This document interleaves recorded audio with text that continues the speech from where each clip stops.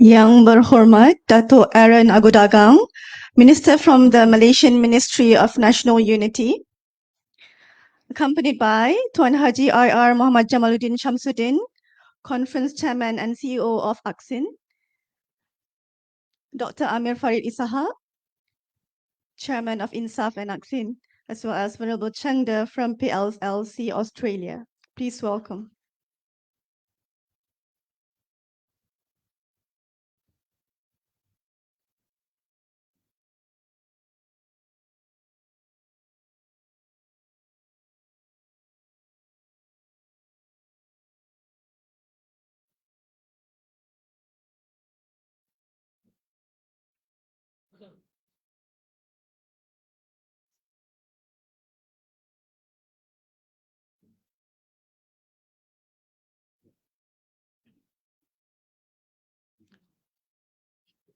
Yes, please have a seat, everyone.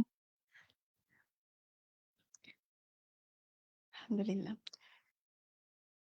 Bismillahirrahmanirrahim. Alhamdulillahi Rabbil Alamin. الصلاة والسلام على أشرف الأنبياء والمرسلين وعلى آله وصحبه أجمعين. رب اشرح لي صدري ويسر لي أمري واحلل عقدة من لساني يفقهوا قولي. أما بعد. Assalamu alaikum and a very good morning I bid to all of you. I hope you're all doing fine and well, inshallah.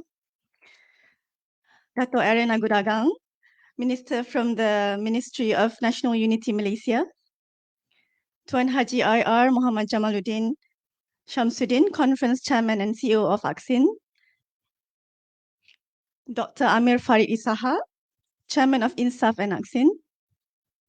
Venerable Chengda from PLLCA Australia. The Most Venerable Datuk K. Sri Dhammaratana, Chief High Priest of Malaysia. Distinguished speakers, panelists, and conference delegates from Australia, Brunei, Singapore, Sri Lanka, South Africa, Taiwan, and also from this country, Malaysia, comprising of people from various faith and ethnic background. I welcome you to the International Interfaith Peace Conference 2023. I'm honored to be your MC for this momentous event. Thank you. That brings together people from various religious and cultural backgrounds in pursuit of harmony and understanding. Today we gather to foster dialogue, promote tolerance, and explore avenues for peaceful coexistence in our beloved country, Malaysia, and around the world. My name is Nahida Zahari. I'm going to be your MC for today. To commence our conference, it is crucial to acknowledge the significance of interfaith dialogue in today's world. In a time when differences sometimes divide us, it is essential to embrace our shared values and work towards a common goal, peace. This conference serves as a platform for exchanging ideas, building bridges, and forging lasting connections. Before we delve into today's agenda, I would like to express our sincere gratitude to the organizers, sponsors, and volunteers who have dedicated their time and effort to make this conference a success. Due appreciation to our main organizer, Allied Coordinating Council of Islamic NGOs in Malaysia, ACCIN, our co-organizers, Pure Land Learning College Association Australia, Pure Land Amitabha Group Malaysia, Malaysian Ministry of National Unity, Majlis Agama Islam Wilayah Persekutuan MAIWP, Pertubuhan IKRAM Malaysia, and Muslim Youth Movement of Malaysia ABIM. Their commitment to fostering understanding and promoting peace is truly commendable. Throughout the day, we will have the privilege of hearing from esteemed speakers who have dedicated their lives to interfaith dialogue and peace building. Their insights, experiences, and perspectives will undoubtedly enrich our understanding of how faith can be a catalyst for harmony and cooperation. Today, we have a diverse range of sessions planned for all attendees, including 2 plenary sessions and a workshop with interactive group discussions, inshallah. These sessions will encourage open and respectful dialogue where participants can exchange ideas, challenge assumptions, and broaden their perspectives. It is through these engagements that we hope we can foster empathy, respect, and a deep understanding of one another. Ladies and gentlemen, in this conference, we encourage you to participate actively, ask questions, and engage in fruitful discussions. We are here to learn from each other and to forge a path towards a more harmonious future. So now I invite everyone to invoke the Almighty for a moment of prayers and dua recitation. I welcome Al-Fadil Dr. Said Hussein to lead the dua prayer. Please welcome.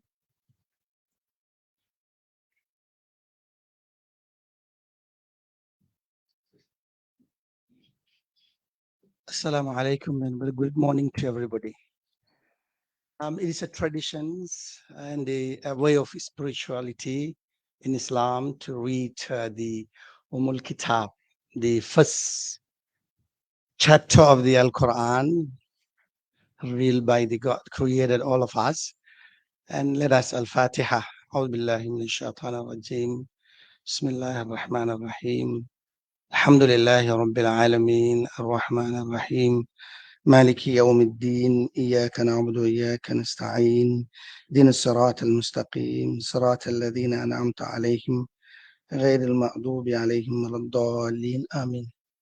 الحمد لله رب العالمين حمدا حامدين حمدا شاكرين حمدا يوافي نعمه ويكافي مزيدا. يا ربنا لك الحمد كما ينبغي لجلال وجهك وعظيم سلطانك. اللهم صل وسلم على سيدنا محمد وعلى آل محمد. اللهم افتح لنا حكمتك وانشر علينا من خزائن رحمتك يا أرحم الراحمين. I bear witness that there is no God but the true God who has no partner in worship, and He is our creator and sustainer, cherisher and nourisher. All praise be to the God who has revealed the book to His servant to guide the entire humanity. It is all who the God, true God, who has honored the children of Adam, carried them on the land and sea, provide them with the good and pure things, and revealed them above many of His creation, and make them the above all the creature. I bear witness that Muhammad is the messenger of Allah, and I ask the God who created us for strength, so the mighty God will make us strong in any difficulty and calamity to face. And we ask Him for wisdom, that He grant us great skill to solve any problem that we face in this world. And I ask the Almighty God to unite all of us with no difference, race, religions, and ethnicity, so we can create a peaceful world for ourselves and the generation that is coming after us. And I ask the Almighty God the prosperity, so He, the true God, will give us the good brain that we can contemplate and live together. And I ask courage to the Creator, so He will provide us everything that we can overcome in this world to live peaceful. With that, ربنا آتنا في الدنيا حسنة وفي الآخرة حسنة وقنا عذاب النار. وصل اللهم على سيدنا محمد وعلى آله وصحبه أجمعين. الحمد لله رب العالمين. Thank you very much for your patience. Amin, amin, ya Rabbal Alameen. Thank you very much, Dr. Said Hussein. Ladies and gentlemen, to kick off this conference, we are honored to have some distinguished speakers with us today. I would like to invite Tuan Haji IR Muhammad Jamaluddin Shamsuddin, the conference chairman, who is also the Chief Executive Officer of ACCIN, to address the hall. Please welcome.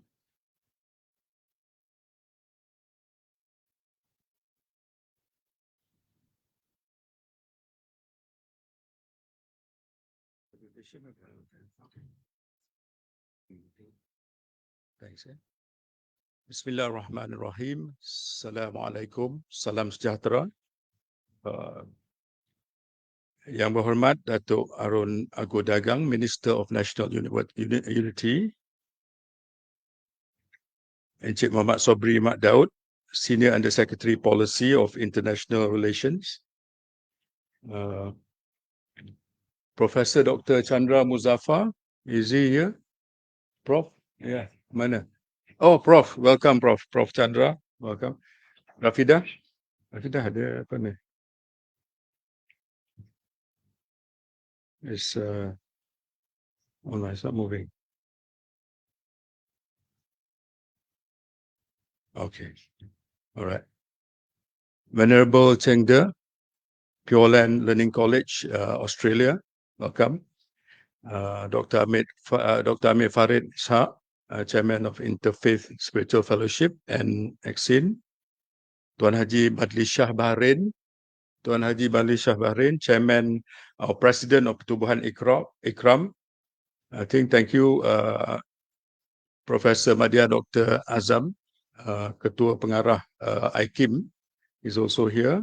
Distinguished speakers, panelists, conference delegates from Australia, from Brunei, from Singapore, Sri Lanka, Taiwan, Malaysia, comprising from people from various faith and ethnic backgrounds. Welcome to the International Interfaith Peace Conference 2023 with the title of Working Towards an Inclusive and Cohesive Society. On behalf of ACCIN and our collaborating organizations, Pure Land Learning College Malaysia Group and also Pure Land Learning College Australia, the Ministry of Unity, the Majlis Agama Islam Wilayah Persekutuan, Pertubuhan IKRAM, and also Angkatan Belia Islam Malaysia. We most welcome you to this conference. To the international delegates from Australia, especially from Singapore, Brunei, and Hong Kong and Taiwan, we greet you with the greetings of Selamat Datang. Selamat Datang is Malay for welcome. Yeah, welcome to sunny Malaysia. Hope your experience these few days will be a great one, Michael. To those coming from down under, where I was told the weather is now freezing in the morning, welcome to the good weather of Malaysia. I think we all know we have 3 seasons. It's all 3 seasons: hot, hotter, and hottest. And if you insist on the 4th season is the durian season, so we have 4 complete seasons. So, okay. The gathering of eminent faith leaders, peace advocates, and distinguished community leaders from different civil society organizations is everywhere, I think, and we are working together to create a platform where the ideas and commonalities are shared. These views, we hope to condense it in the form of a resolution, present it to the government and relevant agencies, and we will also help where this resolution can contribute ideas and solutions for a respectful and cohesive relationship between religious adherents in the country and worldwide. Ladies and gentlemen, in a troubled world that we are now, where it's a concern that any miscalculation by the nuclear powers, for example, in the war in Ukraine, the United States or Russia could unleash a nuclear explosion hundreds of times the size of the bomb that fell in Hiroshima and Nagasaki. This is the reality. It's not a distant conflict, because if anything happens, the world will be engulfed by a nuclear winter, and I think most of us will not survive. Yeah. So we really need to work on banning the nuclear weapons to preserve human existence. Respected ladies and gentlemen, what may be the ingredients of a respectful and cohesive society? My humble view is dialogue and interaction is the key to create respect and cohesiveness. Without this continuous interaction, I think what we will have is we will have Islamophobia. Yeah, we will have hate speeches, disharmony, and parroting of dubious leaders and political narratives. Yeah. So when the politicians fight and they look for we may be caught if we do not be careful. but not the politicians here in the room is all very good. Certain politicians, I think I say it's not. I think Tan Sri Said Hamid Alba yesterday mentioned strongly. So I said the youth must go to politics because you cannot sit there and expect others to make changes in society. You must participate. Those who have the capabilities, who have the interest, please go on. It is a very good advice from a senior ex-politician, and he's 79 years old and still very active and doing a lot of good work. So the concept, I think, ladies and gentlemen, we have heard of the concept of li ta'arafu in Surah Al-Hijrat in the Quran, verse 13, where God has created different tribes and people. But it's not only knowing each other. What it means is that it is about peaceful coexistence. It is about honor. It's about respect. It's about human dignity. It's about freedom and prosperity for all. So that nobody is left behind. I think that is the broader concept of this verse 13 of Surah Al-Hujurat. In the Quran, I mean, it's something that's common to all of us. The chapter Al-Isra, verse 70, Allah emphasizes the following. We have honored the children of Adam. That is to say, we have granted man dignity, which means that he is superior to other creatures in terms of capacity thinking and various merits and potentialities, by which he can use to make nature, ataupun to use nature responsibly, as well as to make himself a better living. The saga of the COVID-19 brought the best out of all of us. If you notice, we were all very, very concerned about each other. And if you see the concept of kita jaga kita, we look after ourselves. Mr. John, the concept of John Agnew is not related to the former Vice President of the United States, Spiro Agnew, but I think they look similar. Kita jaga kita is a concept that we look after each other, and this is a very powerful term, and we felt it. We were concerned, and even in, for example, in supermarkets, we know people were not rushing for food. They just took what they want because they knew somebody else needed it. So we can feel it, and it was a fantastic feeling. The Malaysian Solidarity COVID Fund at that time was formed, 20 religious-based organizations and NGOs led by Buddhist Searchi and ACCIN for the Muslim NGOs. We raised 38 million ringgit over a period of 3 months for critical medical equipments for 38 hospitals all over Malaysia. That was 38 million. That is the amount of flow of goodwill that came from the people. So ladies and gentlemen, the question now is, why do we need a spiritual base value? I think the question is, in order for us to face our challenges before us and build respect and cohesiveness, we need to first build a strong base character.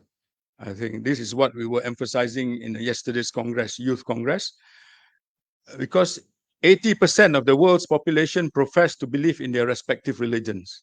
This is a general consensus. A study by KITA from the National University of Malaysia, UKM, concluded that religion and ethnicity is a major integral part of society in Malaysia. So therefore, religion will always be an important basis of character building. And good values like honesty, sincerity, respect, and caring are always necessary for us to move forward. What can we do to reduce this gap of differences that we have, these little differences? We would think that dialogue and interaction reduces this gap of differences. It's important. It is not an expense. I always say it is an investment for us because it leads to harmony. Harmony leads to prosperity and goodwill. So when we look at walking, you walk in the cities of KL, you walk in the major cities of any country, we see a diversity of races and religious followers from all corners of the world. And each of this group has different ideas about how society should function, how to live, how to interact with each other. Differences in terms of moral, societal, and social values are based on their respective beliefs. So an important way to ensure that the plural society can live with each other as best as possible is to understand each other's belief and culture. Yeah? In 1945, a British philosopher, C.S. Lewis, proposed that one way to achieve deep understanding of each other's belief system was trying to step into and seeing the belief together. Yeah, instead of looking from a distance, looking at the belief. So I think that is and the key to improving this understanding is dialogue. Yeah, Dr. Alwani was here yesterday. Dr. Alwani is not here today. Yeah. Dr. Alwani has a PhD in dialogue, interfaith dialogue. So she was conducting the meeting and training last night.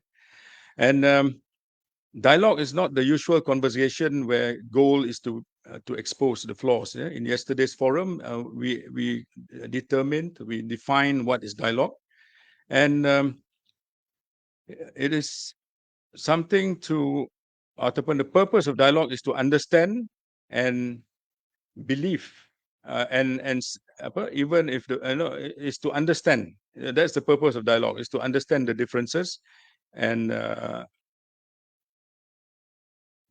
look at each other's sensitivities and sensibilities. Knowing and understanding each other's belief is an important condition in which a society of various races and religions are harmonious and peaceful. With all these differences, ladies and gentlemen, allow me to suggest 5 principles, among others, that can be useful. One is reciprocity between different groups. There must be reciprocity. Number 2 is agreeing to disagree. We cannot be perfect. Everybody cannot be the same. So we have to agree to disagree. And then to respect the history, constitution, and law of the land. I think that's very important. An attitude of give and take. Yeah. And number 5 is sincerity in what we do. Yeah. To understand each other and be sincere. In conclusion, ladies and gentlemen, the challenge that we have today, I think we were discussing with YB Menteri just now, how do we disseminate these big ideas and concepts to the man on the street? I think that is our challenge. And how do we do it? We can have all the conferences and campaigns, but if the man on the street does not understand and internalize these ideas, then the end result will be not. Yeah? So how do we do it? One way, maybe studies have shown that the news media and popular magazines are catered for readership with an average of 7 years formal education. 7 years, that is the average. So we also wonder what is the average for the social media and TikTok now. This year, with an attention span of 1 minute, that's it, 1 or 2 minutes, and they shut off. So how do we approach these people? One way maybe to use social media to conduct campaigns, to put forward our narratives by simplifying these concepts for access to the public and the media. I think that would be the way to go at the moment. Yeah. In conclusion, ladies and gentlemen, I wish the best in today's deliberations. Our thanks to the Honourable Minister, Dato' Aaron Agodagang, for his kind attendance today.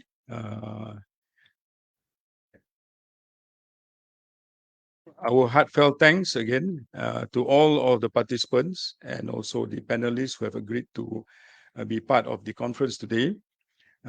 It's our hope that maybe the IIPC 2024 can be held in Kuching, Sarawak, next year to showcase the best practices of unity in Sarawak and in Malaysia, inshallah. My sincere thanks to the organizing committee led by ACCIN and also our pengarah project, Puan Rafida, and the team for their hard work over 3 months with PLCC Australia and Pure Amitabha Group, the invaluable support of the Ministry of Unity, MAIWP, Pertubuhan, IKRAM, ABIM, and all who have directly and indirectly contributed to the success of this event. Thank you. Assalamualaikum warahmatullahi wabarakatuh. Thank you very much, Tuan Haji Jamuddin, for your inspiring words. I seconded the idea of good character to build peace and harmony. As I'm doing my PhD in Islamophobia, I think good characters will promote peace and dialogue between us to understand each other. It is now with great pleasure. Before that, I would like to welcome our keynote speaker, Dr. Chandra Muzaffar, to this conference.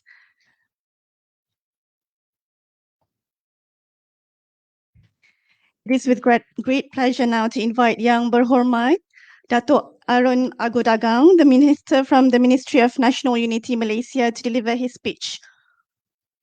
The speech will be on working together towards a respectful and cohesive society, and also to officiate this conference. Please join me in giving a warm welcome to YB Datuk Arun Agodagang.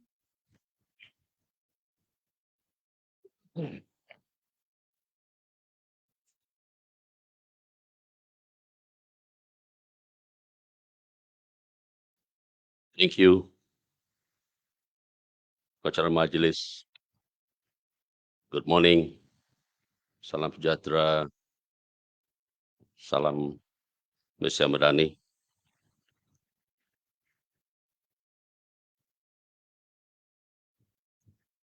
Mr. Chairman and CEO of ACCIN,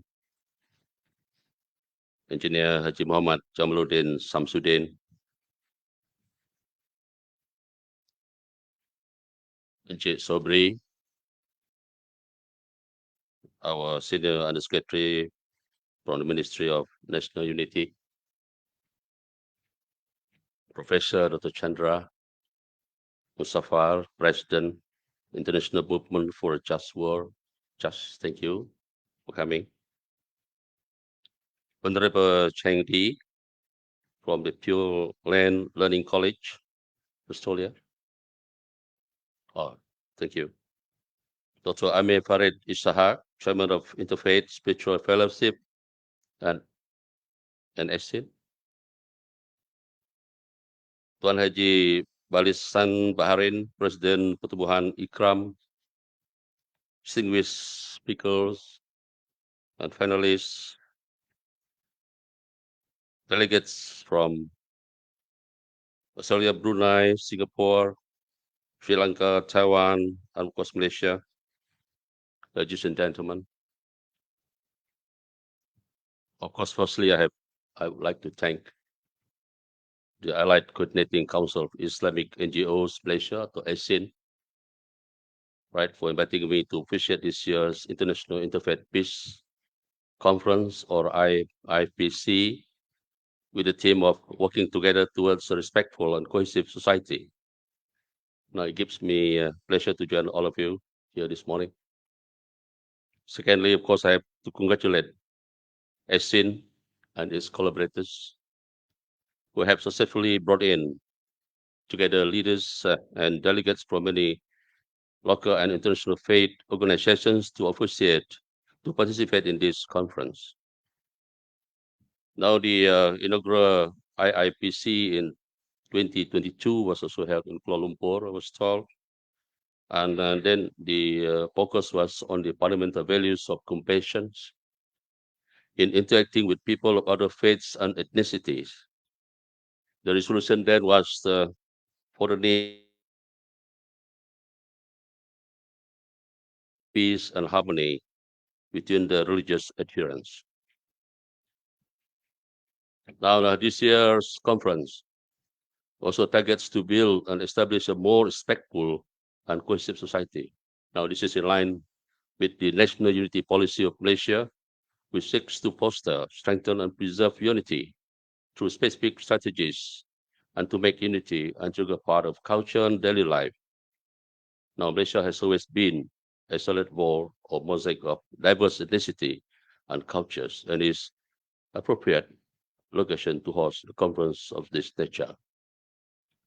I was interested when the first speaker mentioning that the diversity that we have is an asset, right? I think there was always understanding that when I was mentioned this, when I first joined the ministry, when we talk about diversity, and I said, diversity is the greatest gift that God gave us. And it's up to us to manage that diversity. I think that must come into the minds of all delegates and all participants to this conference. Now, the coming state election in Malaysia has seen a rise in extremist rhetorics. But despite many condemnations, incidents like this are becoming more common on the pretext of freedom of speech.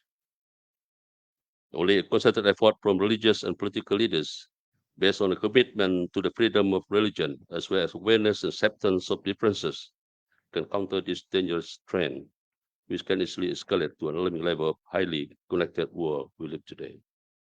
Now, as you can see, and I myself observed, I don't know whether it's normal now, because I have been in this election for the first 5 terms, I think. Now, when we talk about the election, we talk about the manifesto, right? That we want, what that we have for the next government. But lately, you can hear there's been a lot of accusations, a lot of character assassinations, which I feel is not very appropriate, because once you do that, this is where politics brings what we call disunity. Of course, when there's politics, there's always segregation.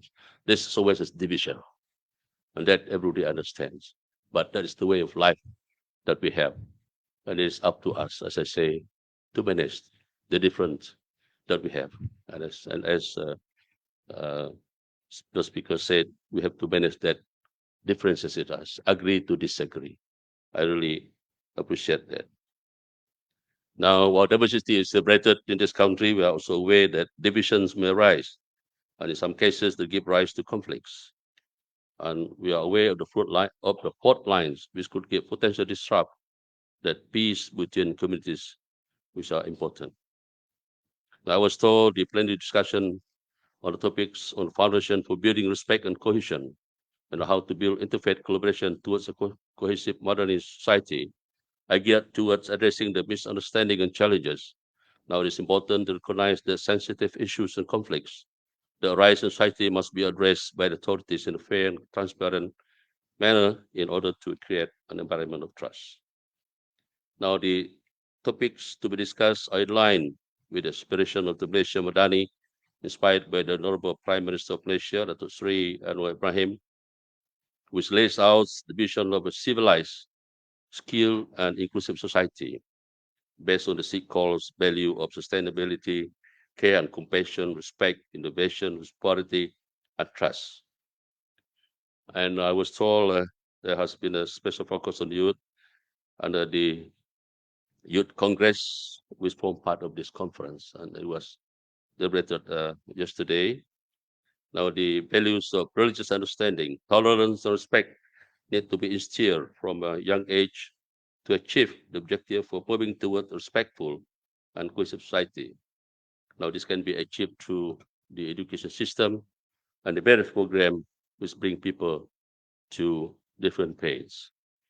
Now, when it comes to unity, when I first joined the Kementerian, the Unity Ministry, the first thing I was looking at was how far unity is in this country, and was asking the staff whether we have an index that measures unity.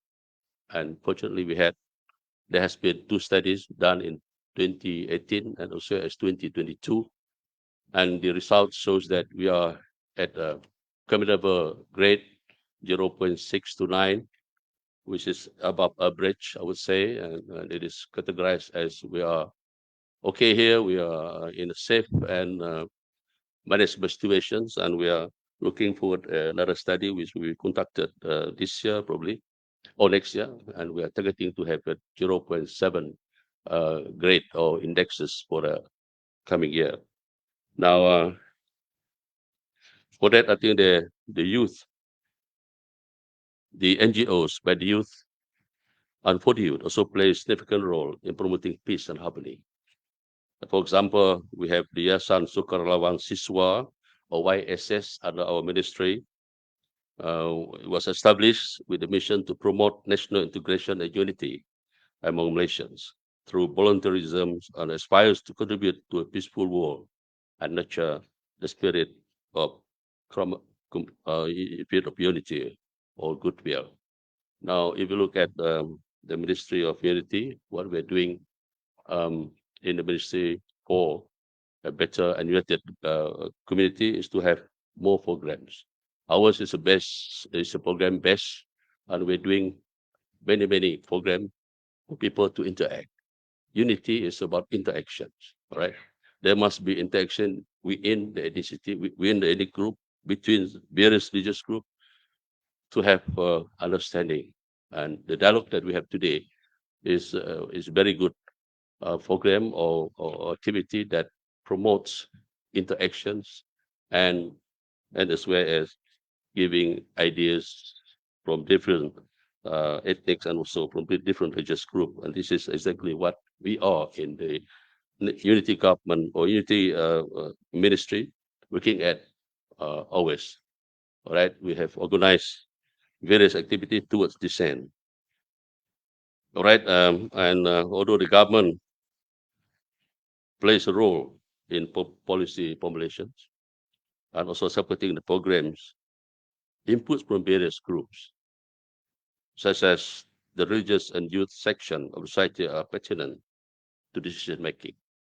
Now we look forward to the active participation of all in this conference and youth congress and welcome the proposal of ideas and recommendations which will be practically implemented for consideration and which can achieve or elevate unity and harmony, not only among Malaysians, but within the multicultural societies of the world. Now it is for that reason, the government of Malaysia must see this effort as an investment rather than an expense by providing enough resources on a sustained basis.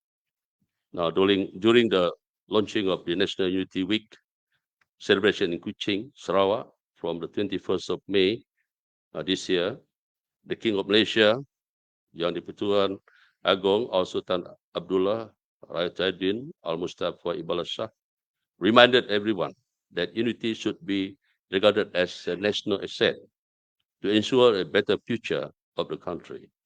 Now, Malaysians must respect Malaysian of respective of race and faith must set aside their differences for the sake of the country, which they all love. And that he further said that unity begins at home.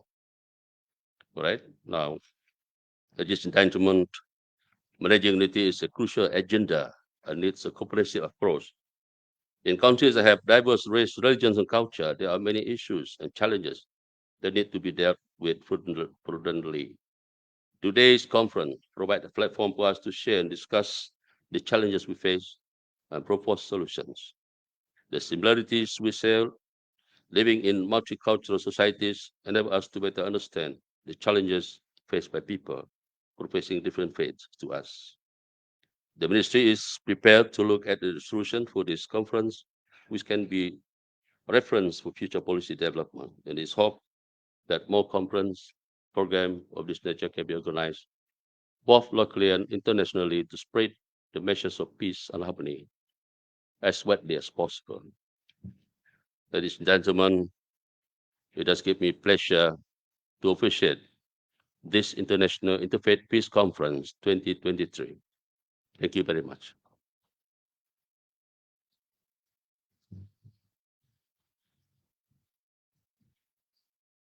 Thank you very much, Yang Berhormat YB Dato' Arun Agudagang for the meaningful speech.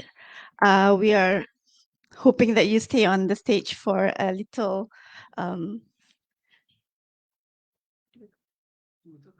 token of appreciation.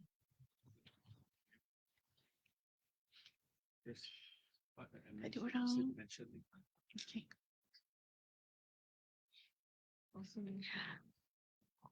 I call upon Tuan Haji Jamaluddin, the conference chairman, to present the token of appreciation to our YB, Dato' Aaron Agodagang. Also accompanied by Venerable Chang De from PLLCA.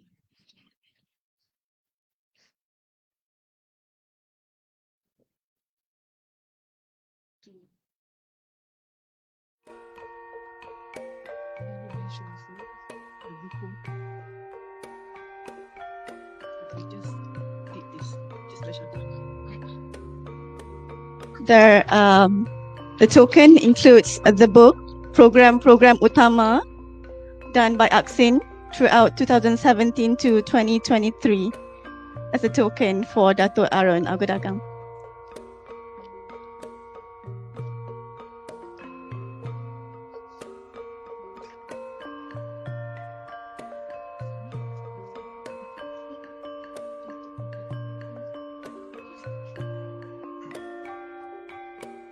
Allah, calligraphy. It's a calligraphy of the words Allah in Arabic.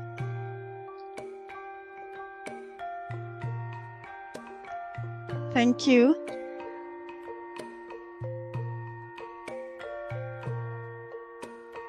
Thank you, Tuan Haji Jamaluddin, Dato' Aaron Agodagang, as well as the Venerable Chang De. Okay, moving on. I would like to invite all attendees, honorable guests and speakers for a short of photo session, inshallah. We will have a photo session, quick photo session, before we move on to press conference and tea break.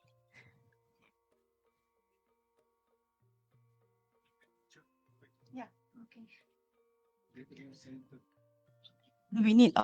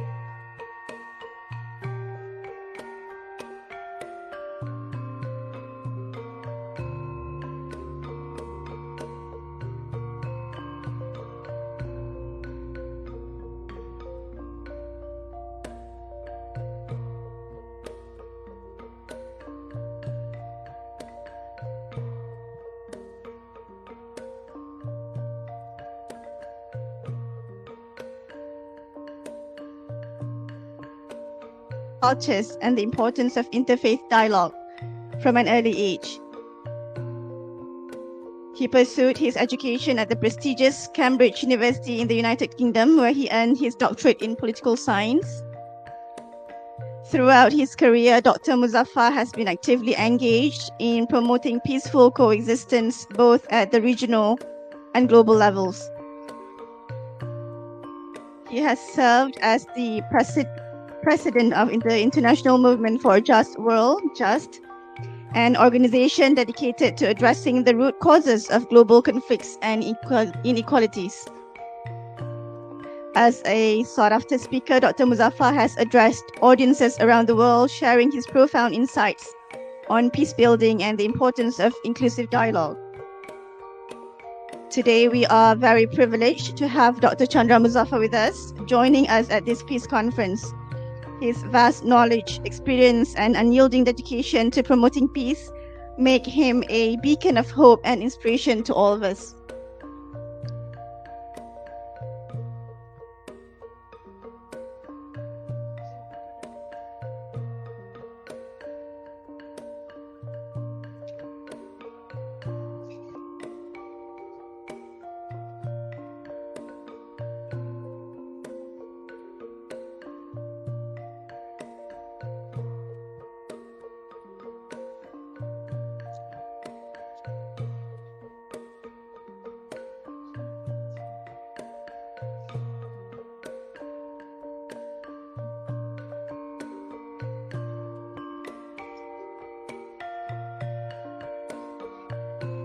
Ladies and gentlemen, honorable guests and speakers, please join me in welcoming our distinguished keynote speaker, Dr. Chandra Muzaffar, to deliver the keynote address entitled Foundation for a Cohesive Society Based on Caring and Mutual Respect, the Madani Principles. Please welcome.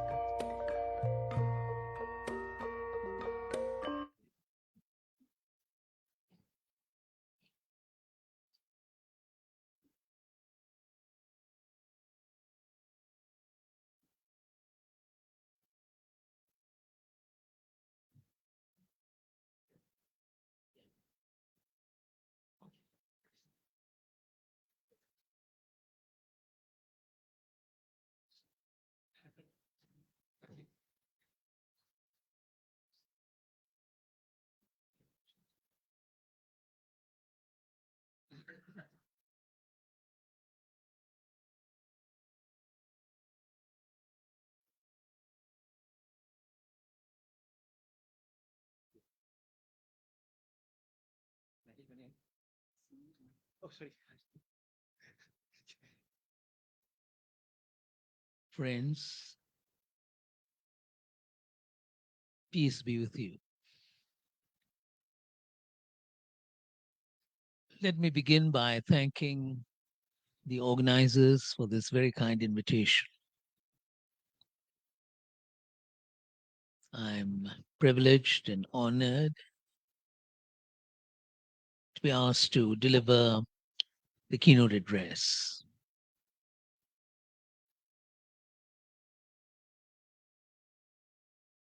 Perhaps I should begin by looking at the concept of Madani. The concept of Madani, which may not be a term that is familiar to some of our foreign guests. Now, the Malaysian Prime Minister, Dr. Sri Anwar Ibrahim, elaborated on what he means by Madani in January of this year in a very important speech. He pointed out that Madani is linked to just governance. To just governance associated with Prophet Muhammad, may peace be upon him. The concept of just governance that was part of the Prophet's leadership of Medina between 622 and 632, Common Era, for 10 years. He led the city of Medina, and Madani is linked to that.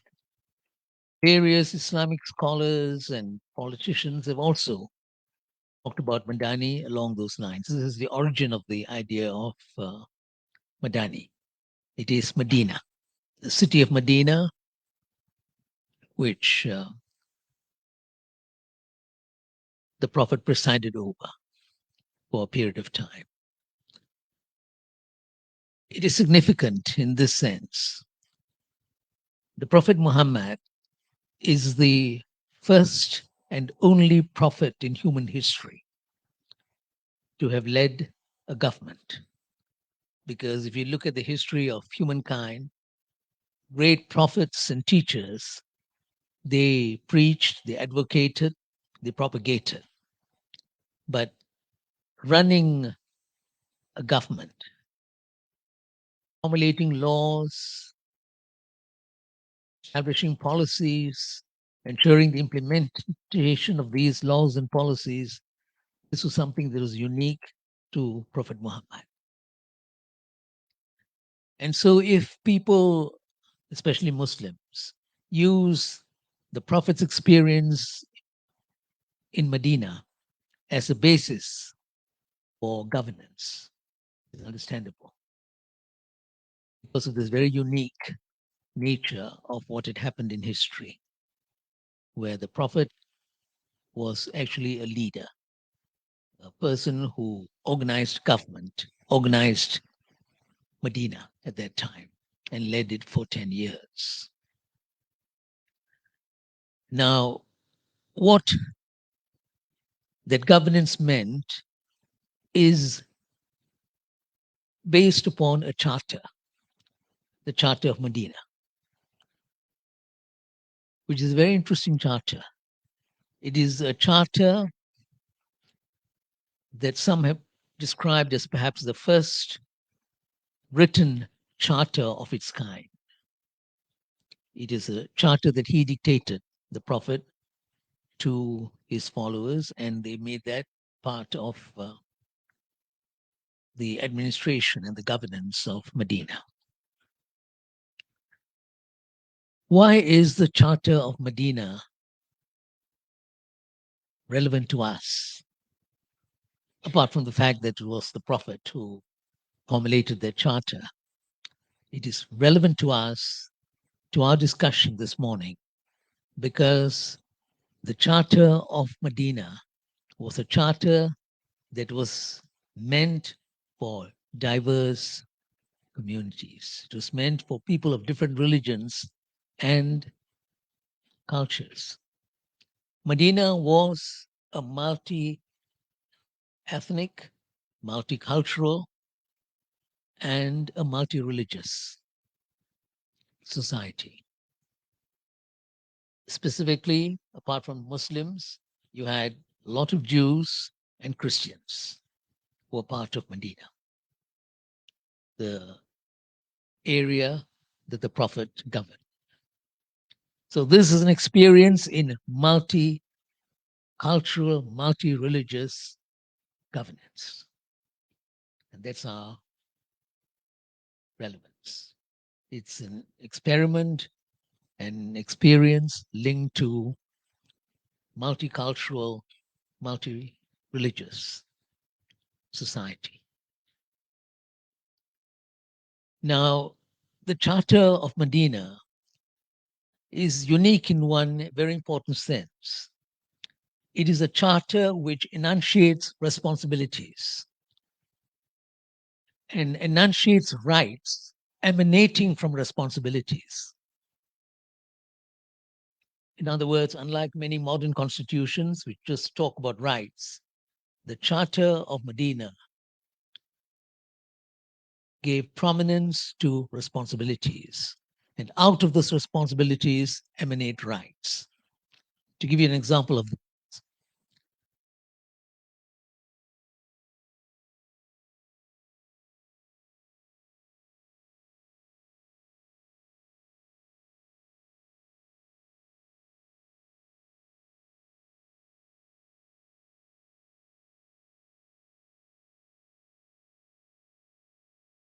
thank you.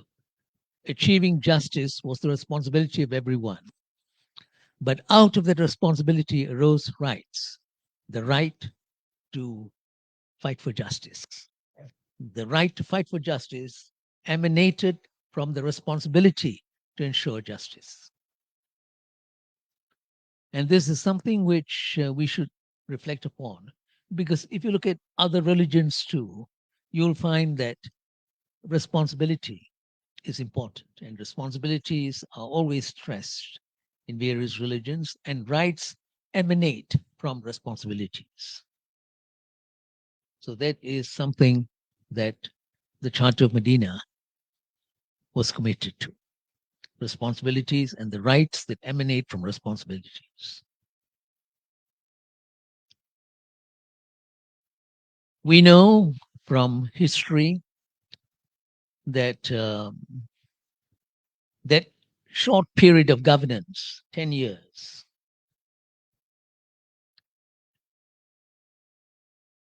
was also the period where the Quran was revealed. But the Charter of Medina is not part of the Quran. It was a charter established for a particular community, and through that community, a charter that enunciated responsibilities and rights for humankind. But it is not part of a revelation as such, because when it comes to governance, you have to work out policies on your own. You have to think through the measures that you will take in order to ensure there is justice and peace and freedom and all the rest of it. So while guidance from Allah helped the Prophet in the course of his governance, it was very clear that the Charter of Medina was the work of a human being and the people who supported him, the people in that area called Medina who supported him. It has had a very big impact upon Islamic civilization. Why do I say this?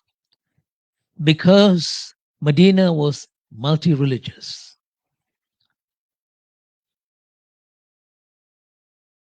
And the purpose was to ensure harmony and good relations within this multi-religious community. You find that many kingdoms and dynasties that emerged in Muslim history, they respected this principle of multi-ethnic living. For instance, in parts of what is today Spain and Portugal, you had an area of governance known as Andalusia. This was a place where you had Muslims, Christians, Jews living together. And for almost 700 years, it was the epitome of harmony,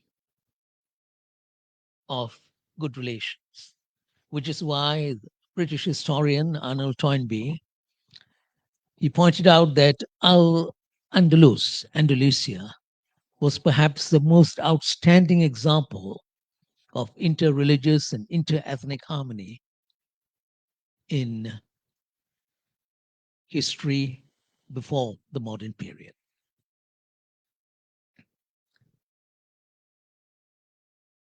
I emphasize this because there are some people who are uneasy about this notion of multi-religious, multi-ethnic, multicultural, and so on. But if you look at Muslim history, it's something very different. Starting with Medina, the idea of Madani, on to Al-Andalusia, and even the other empires that emerged. Osmania, which was in parts of India, is India today, and other parts of South Asia, including Afghanistan and so on. If you look at Osmania, it was also an empire of people of different religions. And there was actually a great deal of harmony. The rulers were Muslims, but if you look at the administrators, the people who held high office, people in commerce, in industry, they were Hindus, they were Jains, they were Buddhists, and so on. And there was this interaction between religious communities. Muslim scholars are sometimes surprised when they're told that the illustrious library in Baghdad and was at a certain point in history the center of learning for the whole world. They called it the beacon of the world, Baghdad, before it was destroyed by the Mongols. But the idea of that library in Baghdad actually came from a Buddhist who was part of the empire. And this was not an issue, the way in which interaction took place amongst people of different religious communities. So you had Osmania, Andalusia, and you had Malacca, which was also part of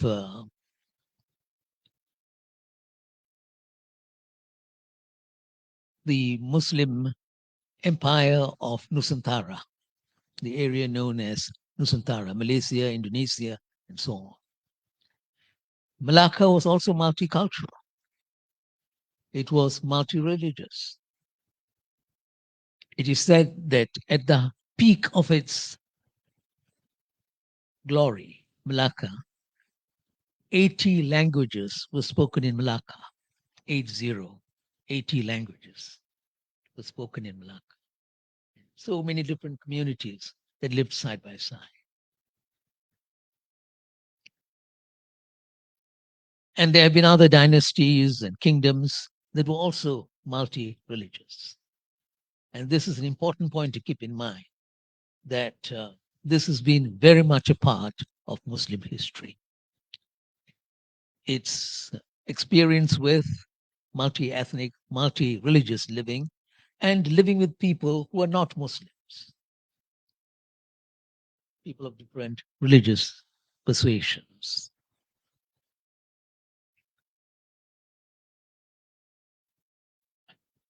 It is important to reflect on this because very often people who talk about multi-ethnic societies, about politics, about society,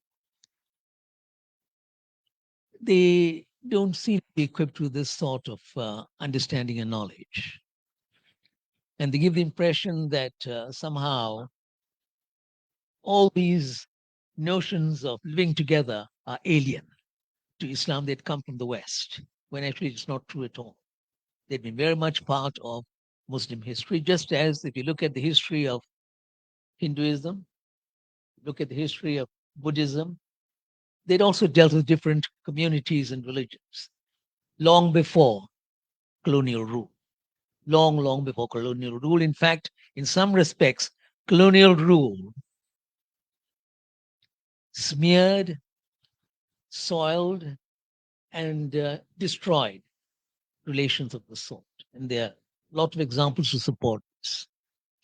People will argue, for instance, that Sri Lanka which had Buddhists, Hindus, Muslims living together, that many of the problems that contemporary Sri Lanka has been confronted with actually had come from colonial rule.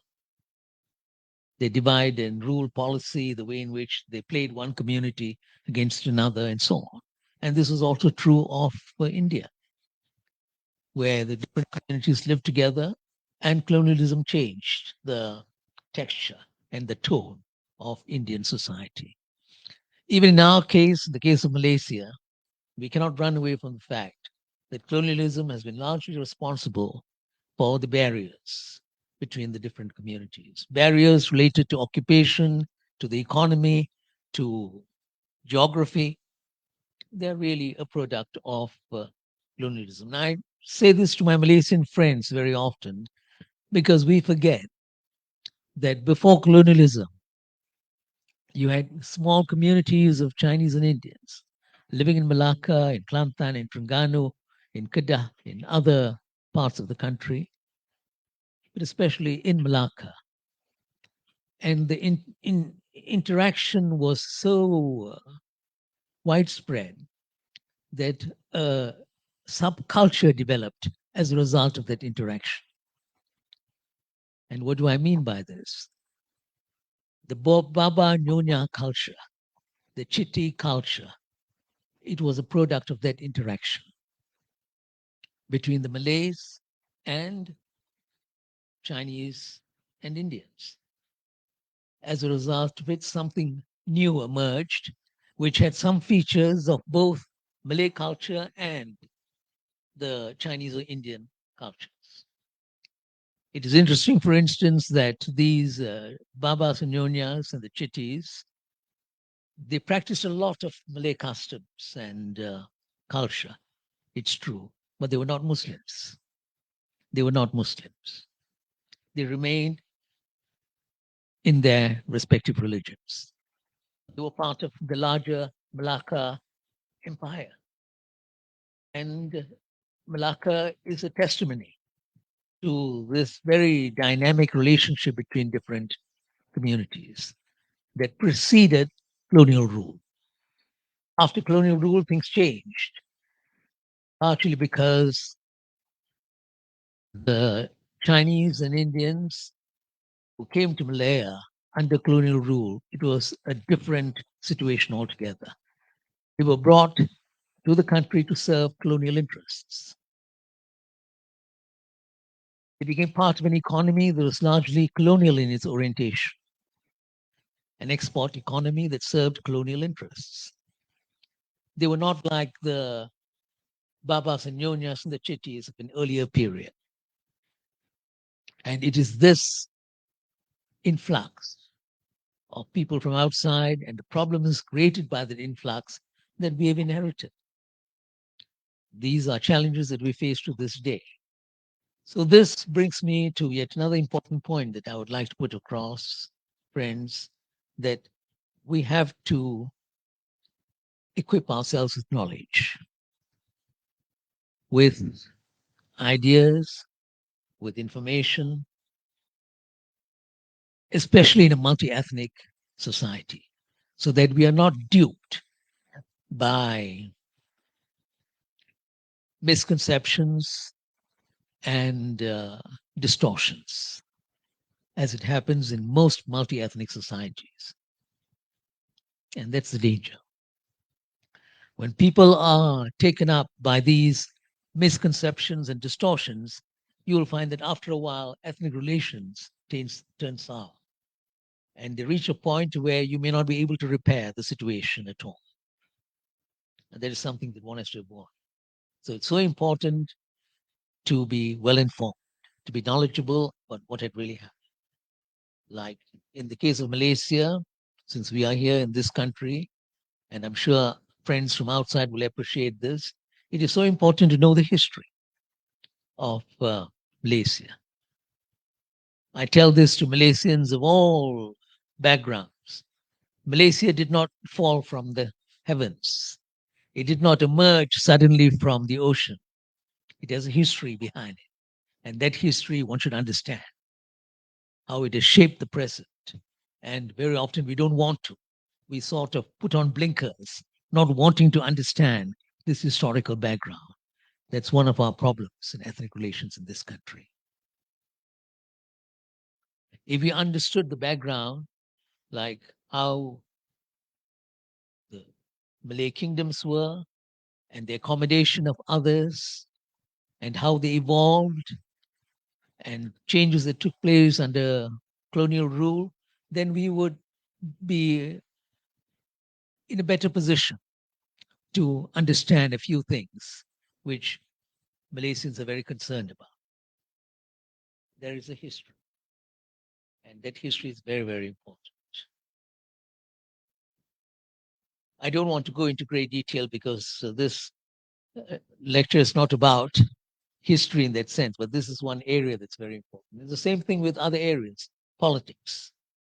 We have to understand the political background of a society. And in the case of Malaysia, when I say there were kingdoms, and those kingdoms of the past have had a great impact upon the present. You look at 3 dimensions of our Malaysian constitution today, and 3 dimensions which have a great impact upon the way we interact with one another. There is the Malay language that has a history behind it, and it became our national language not because of some political order, some dictate from someone who had power and said, oh, let's have Bahasa as the national language. Malay was already the language of inter-ethnic communication before Merdeka for hundreds, thousands of years. It's got a history behind it. And even Chinese and Indians who had come to the country who did not know English, they communicated with one another in Malay because it was the lingua franca. That's history. One should understand this. It was the lingua franca.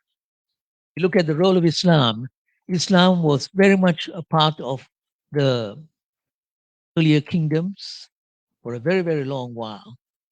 It had a great impact upon law, administration, and other aspects of society. This is why it's so important to understand these things well, about politics, about the socioeconomic situation in the country, why you have a certain structure in terms of incomes, wealth. It's part of history. And we have to understand these things and the impact upon ethnic relations, culture. Also, we have to understand why they've evolved in a certain way. So this is why I would argue that the first and greatest challenge facing a multi-ethnic society is its ability to master knowledge about itself and about other societies. You compare to other societies, some comparisons are valid. Other comparisons are not valid because it may not have a historical basis. And we must understand this. For instance, very quickly, because I'm told that I don't have much time, I didn't realize that I'd run out of time. To give you an example, you cannot talk about having 4 official languages in Malaysia. It makes no sense. Why? Why does it not make any sense? Because the moment you do that, and you argue that all the 4 languages are equal, meaning by which English, Bahasa, Chinese, and Tamil, actually it is a denial of history. Because the only language that has a certain claim to being a lingua franca, meaning by which a language of different communities, is actually Malay. Not Chinese, not Tamil, not English. English was the language of the elites. But Bahasa had a different role. And this is why it is so important for us to get our perspectives right when it comes to issues of the sort. And likewise, we look at the role of Islam, it's not the same as the role of Hinduism or Buddhism or Christianity in terms of the history and evolution of this country. I would argue that the problem is not so much information and knowledge, because these things can be overcome.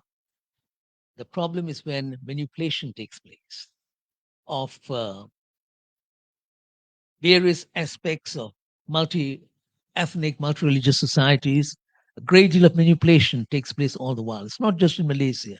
It happens in nearly every multi-ethnic society. And even in societies which have a long history behind them, you'll find that there's a great deal of manipulation, distortion, and so on. And the people who are largely responsible for this are the politicians. This is why someone once said that if the politicians get out of the way, people will be able to live in greater harmony. It's perhaps not entirely true, but nonetheless, I think it is something that one has to keep in mind. They do it because they are seeking power. And power becomes all important. They set aside every principle. This is why, one of the great figures in modern interfaith dialogue, as many of you would know, one of the great figures was Mahatma Gandhi. And Mahatma Gandhi talked about the type of politics that will destroy societies. It is politics without principle. And that is the dominant tone and tenor of politics all over the world. Politics without principles. So that's something that we have to be on the lookout for. The role of politicians and what they have done in many of our societies. And it's not just a quest for power, the unprincipled quest for power. Sometimes politicians resort to manipulation of ethnic feelings in order to cover, camouflage, conceal their corruption. Because they're corrupt, but they want to stay on in power. One of the best ways of doing it is by playing the ethnic game, the communal game, so that you can perpetuate your power at the expense of people. It happens all the while. In many countries, believe me, friends, the situation is so much worse than Malaysia when it comes to the role of individuals, elites, politicians, and so on, the way in which they camouflage the actual situation in order to gain power and to perpetuate power. Let me also say very quickly, since time is not on our side, that today you cannot talk about challenges to ethnic relations within the nation state per se. You have to take into account the entire global scenario. You cannot run away from the global scenario. And as with the nation state, at the global level too, if you have this lust for power and wealth, you want to perpetuate your dominance and control. The term we use is hegemony. You want to perpetuate your hegemony, then there's a price to be paid. You'll find that ethnic relations, harmony, they're all sacrificed. You demonize a particular religion, you demonize a particular culture, you demonize a particular nation, and it impacts upon ethnic relations all the time. It's at the global level. In other words, friends, we have to overcome this challenge both at the national and the global level. And the way in which we overcome the challenge is, number one, education, knowledge. It is to ensure that we hold on to principles and values. You may not be able to persuade everyone to hold on to certain principles and values, but this is not. If a very significant segment of society holds on to principles and values, then that society is safe. You'd be able to ensure that there is justice and there's harmony amongst the different communities. And in some places, this is what is lacking. The numbers that stand up for principles and values, the numbers are small. So that at the global level, stand up for principles and values, we would realize that in the ultimate analysis, it is not your ethnicity that counts. It is not your religion that counts. In the ultimate analysis, it is your humanness.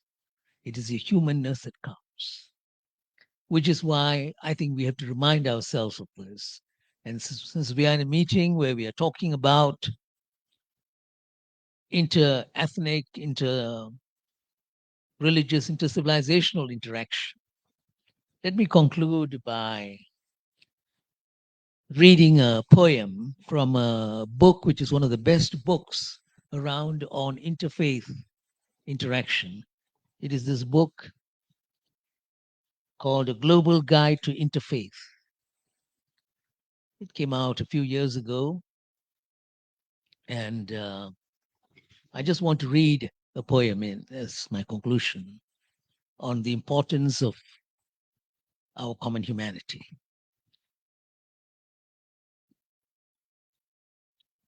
It is not my poem. It is a very interesting poem written by one of the contributors to this book. There are 100 contributors to this book. I'm one of them, but this poem is by someone called Adrian Mitchell, Human Beings. You'd allow me, Chairperson? Oh, you want to hold over mic? Okay, okay. Thanks. Thank you. It's very kind of you. Yeah. Okay. As I grow older, it's becoming more difficult to read small words. Anyway, this poem says, human beings, yeah? Look at your hands, your beautiful, useful hands. You're not an ape. You're not a parrot. You're not a slow loris or a smart missile. You're human. Not British, not American, not Israeli, not Palestinian. You are human. Not Catholic, not Protestant, not Muslim, not Hindu. You are human. We all start human. We end up human. Human first, human last. We are human or we are nothing. Nothing but bombs and poison gas. Nothing but guns and torturers. Nothing but slaves of greed and war if we are not human. Look at your body with its amazing systems of nerve wires and blood canals. Think about your mind, which can think about itself and the whole universe. Look at your face, which can freeze in horror or melt with love. Look at all that is life, all that beauty. You're human, they are human, we are human. Let's try to be human. Thank you.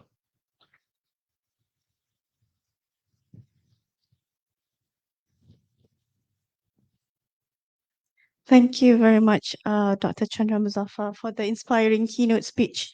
Humanity and humanness through education, knowledge, principles, and values. Your insights and wisdom have set the tone for an incredible day of learning and collaboration. We would like now to hand you an appreciation from the organizer. I again invite Venerable Chengde to present the appreciation token to Dr. Chandra Muzaffar.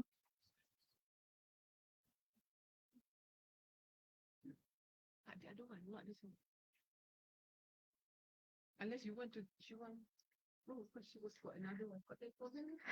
Accompanied by Madam Alice Wong, please. Thank you, Madam Alice.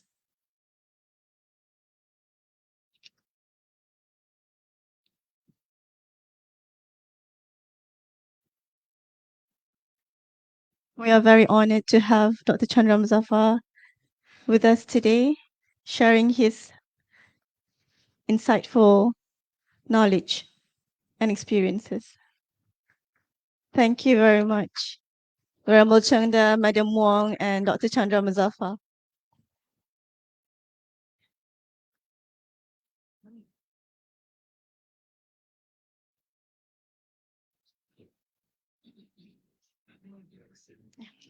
Ladies and gentlemen, we are moving on with our agenda. let me share with you a bit of introduction of the late Venerable Master Chin Kung. We are going to have Madam Song Pohlan to read an eulogy for the Master Chin Kung. So a little bit of introduction of the late Venerable Master Chin Kung. A revered spiritual leader and the esteemed president and founder of the Pure and Land Learning College Association. He was born in 1927 in the province of Guizhou, China. Venerable Master Chin Kung dedicated his life to promoting peace, harmony, and teachings of Buddhism. Venerable Master Chin Kung was ordained as a Buddhist monk in 1949 and devoted himself to deepening his understanding of Buddhist philosophy and practice. In 1984, Master Chin Kung founded the Pure Land Learning College Association, PLLCA, an organization dedicated to promoting Buddhist education, interfaith dialogue, and fostering social harmony. Venerable Master Chin Kung's efforts extended beyond the Buddhist community. He firmly believed in the importance of interfaith dialogue and fostering understanding among the different religious traditions. This session is specially dedicated to commemorate the life and achievements of the late Venerable Master Chin Kung. Ladies and gentlemen, honorable guests, allow me to invite Madam Song Pohlan, the principal of Malaysian Han Studies, to pay tribute to the life of Master Chin Kung.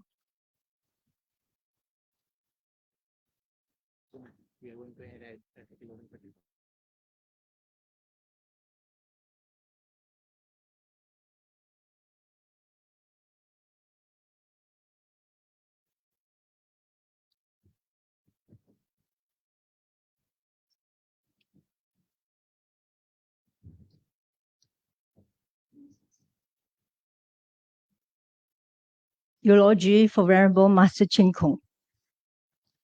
I'm delivering this eulogy on behalf of Miss Alice, who has devoted a life to patron a master's course.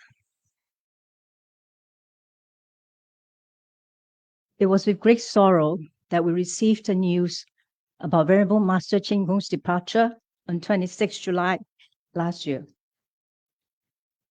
But we found strength in his legacy, left in the thousands of hours of his recorded teachings. He made Buddhism easy for everybody to understand as an education, a way of life, and not simply as a religion, a philosophy, or a superstition that is mysterious and unreachable for most people. Venerable Master Chin Kung was born in 1927 and ordained as a monk in 1959. He started to give Dharma talk immediately until 3 years ago in the year 2020 for a span of 62 years. Master Chin Kung is an advocate of learning to be a teacher and acting as a role model. 师父常教我们学为人师，行为示范。From the book of Liao Fan's 4 lessons, he showed us that destiny can be changed by amending one's faults and accumulating good deeds. From the book of the Treatise of the Exalted One on Response and Retribution, he shows us that good or evil does not come to us. Instead, we are the ones who invite them over. From the Sutra of the 10 Meritorious Deeds, he showed us what are the good values from the bad values. And for those of us who can go further, the list of Mahayana Buddhism lectures that he delivered would last us a lifetime of study.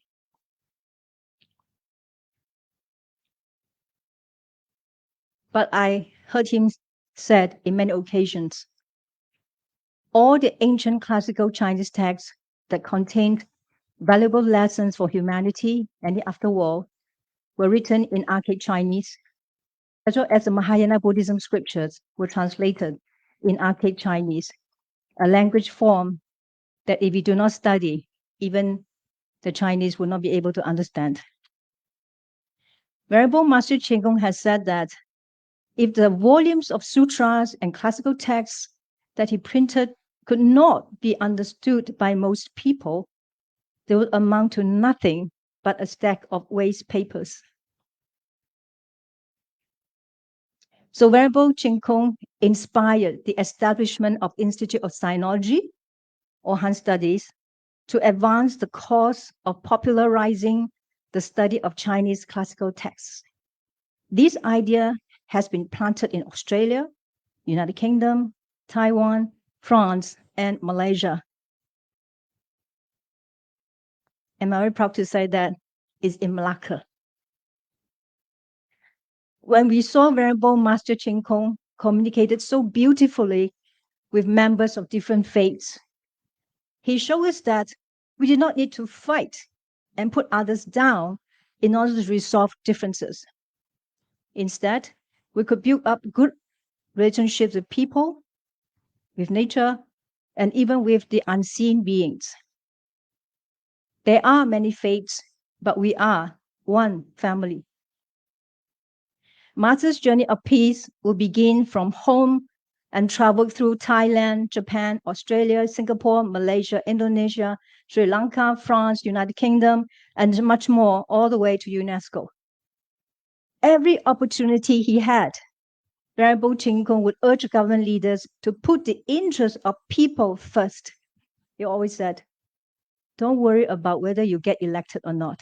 Put people first in governance.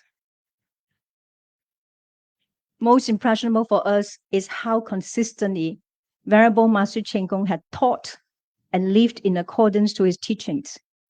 He would tolerate humiliations, but remain to live in a world of gratitude and blissfulness.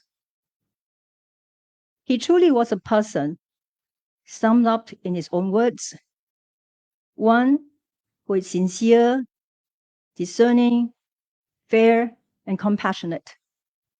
He was able to see through the truth of things, to let go of ego, to journey in accord with conditions, and always, always mindful of Buddha.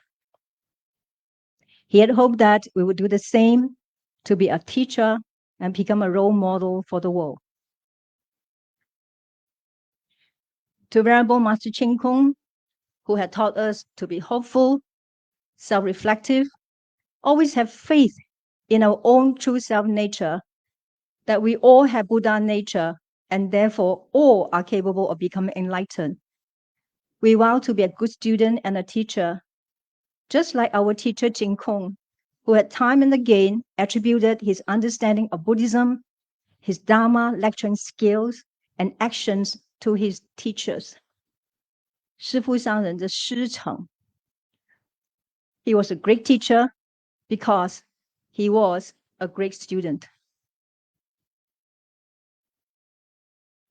Venerable Master Ching Kung engaged a quote from Li Ji, known as the Book of Rights.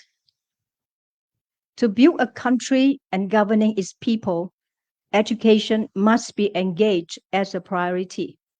建国军民，教学为先. To highlight to us how important education is in bringing forth world peace.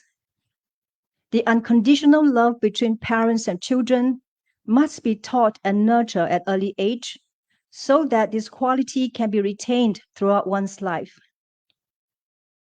With this universal and unconditional love, Master Ching Kung wished for a world without wars. 他希望世界永远都不会有战争. And we can start by religious harmony. And with religious harmony, we can achieve harmony among countries, among races, and different parties.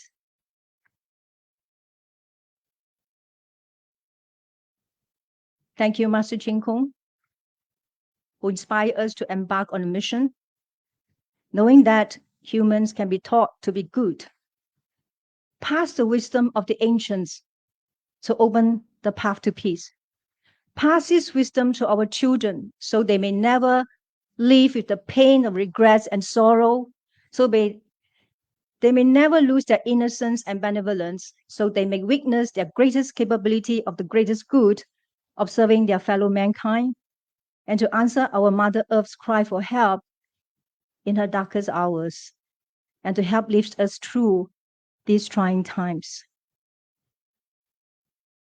We may speak different languages, we may have different skin colors, we may have different faiths, but we all share the same wish that our world will become better, if not for ourselves, then for the ones who will be here long after we are gone.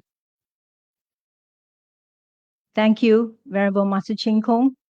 Amitabha. We love you.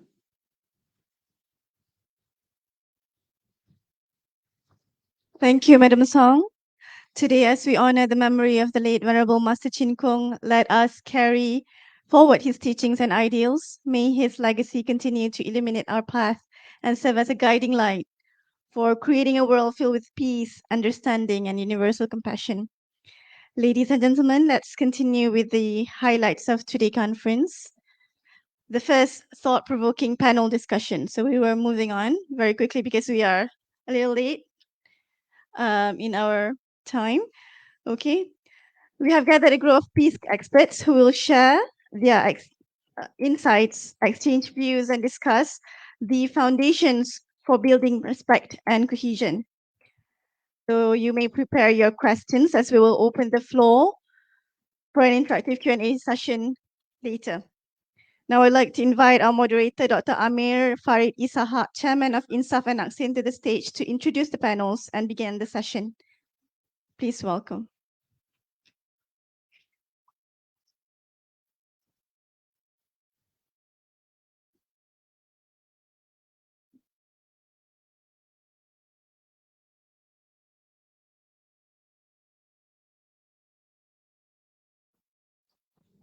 Okay.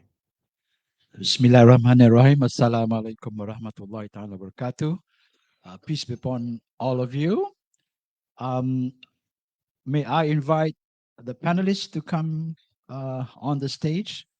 Venerable Cheng Di, Tuan Haji Badlisha, Professor, and Dr. Lee.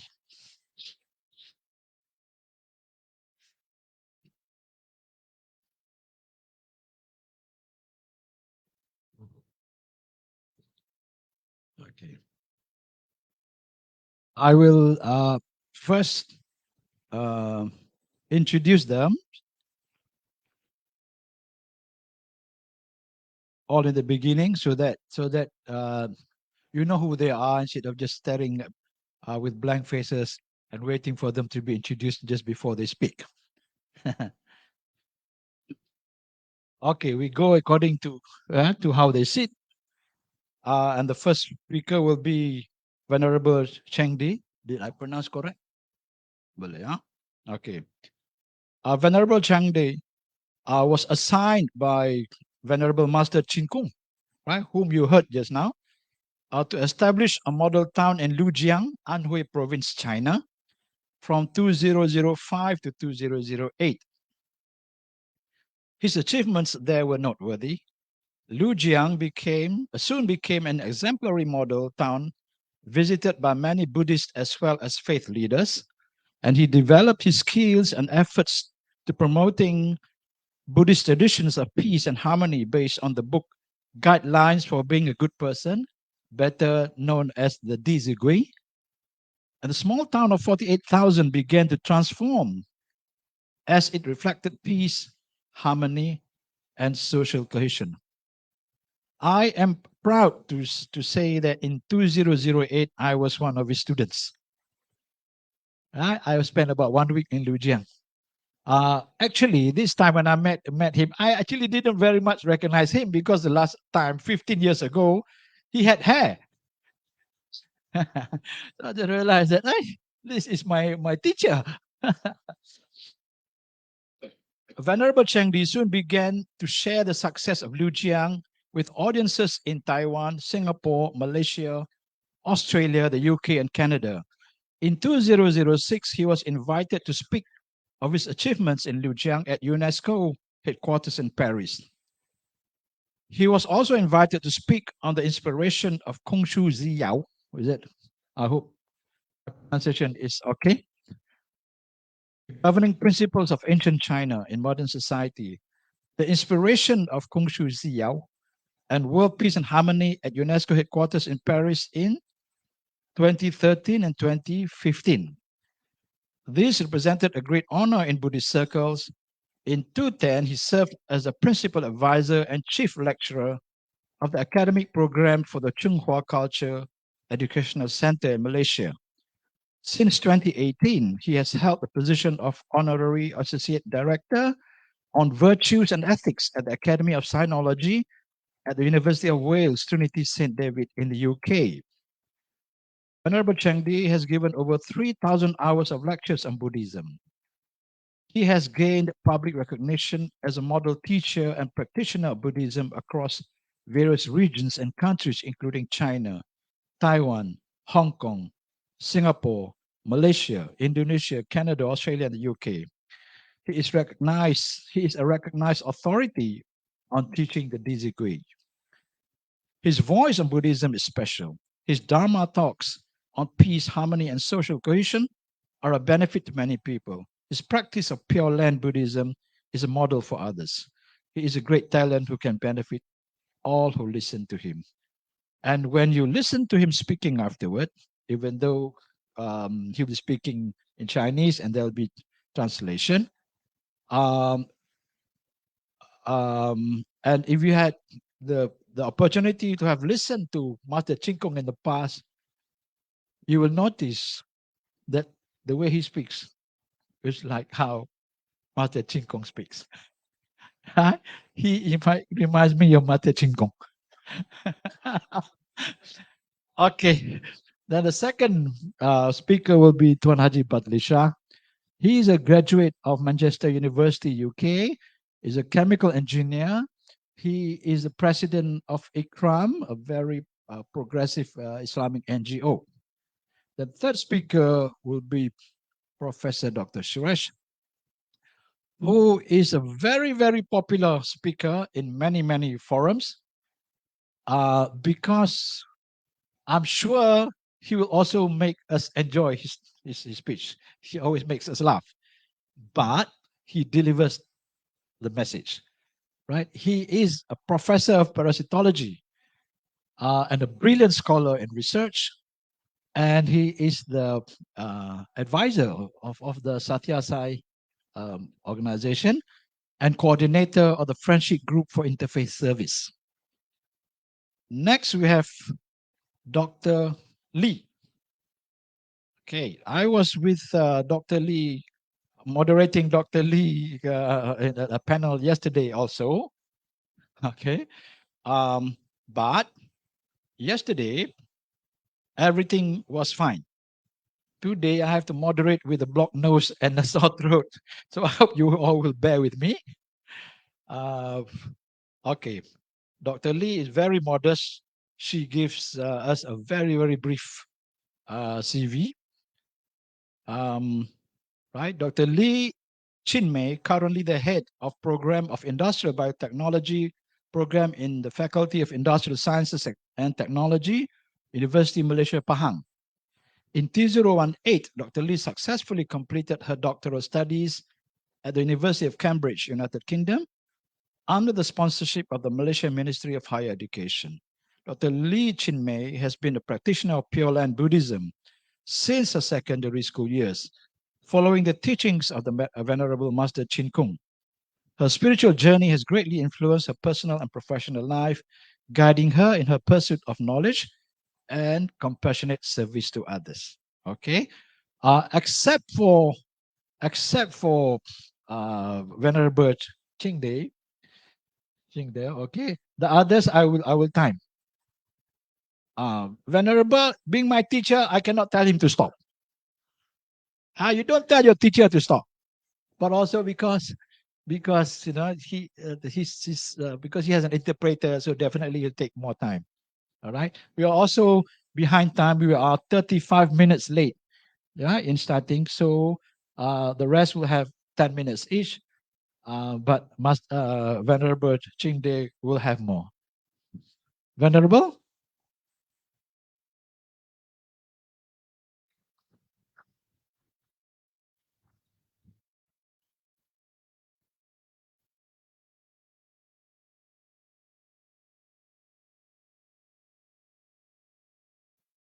尊敬的主持人伊萨哈克医生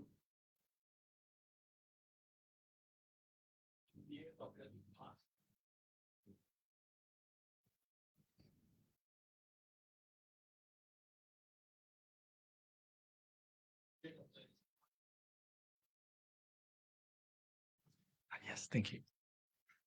尊敬的各位来自宗教界、学术界行政界、与会的大德们，大家好。The honorable hosts, respected members of the religious, academic, and administrative communities, greetings to all. 首先非常感谢大会给予承德此次参与研讨的机会。本段研讨会的主题是希望我们可以共同来省思关于那些能够维系人类彼此尊重、彼此团结以及彼此和谐的真正根本。Firstly, I would like to express my sincere gratitude to the conference organizers for giving us the opportunity to participate in this symposium. The theme of this session is to reflect together on the true foundations that can maintain mutual respect, unity, and harmony among humanity. 希望借由今天这个机会来与大家分享我们所尊敬的净空老法师他老人家对于这一桩事情一些很重要的教诲，还有他所做的一些具体的努力。This foundation is indeed the most important issue in the world today. Therefore, I hope to take this opportunity to share with you some important teachings and related efforts of our revered master, Venerable Qin Kong. 老法师曾经说过一个小朋友遇到困难的时候呢，他会找他的父母那当一个国家一个民族遇到困难的时候呢，那他应该会找他的老祖宗。Master Qin Kong once said that when a child faces a problem, he or she will always go to their parents to look for solutions. When a country, a community is facing problems, we all should go to our ancestors to look for answers and solutions.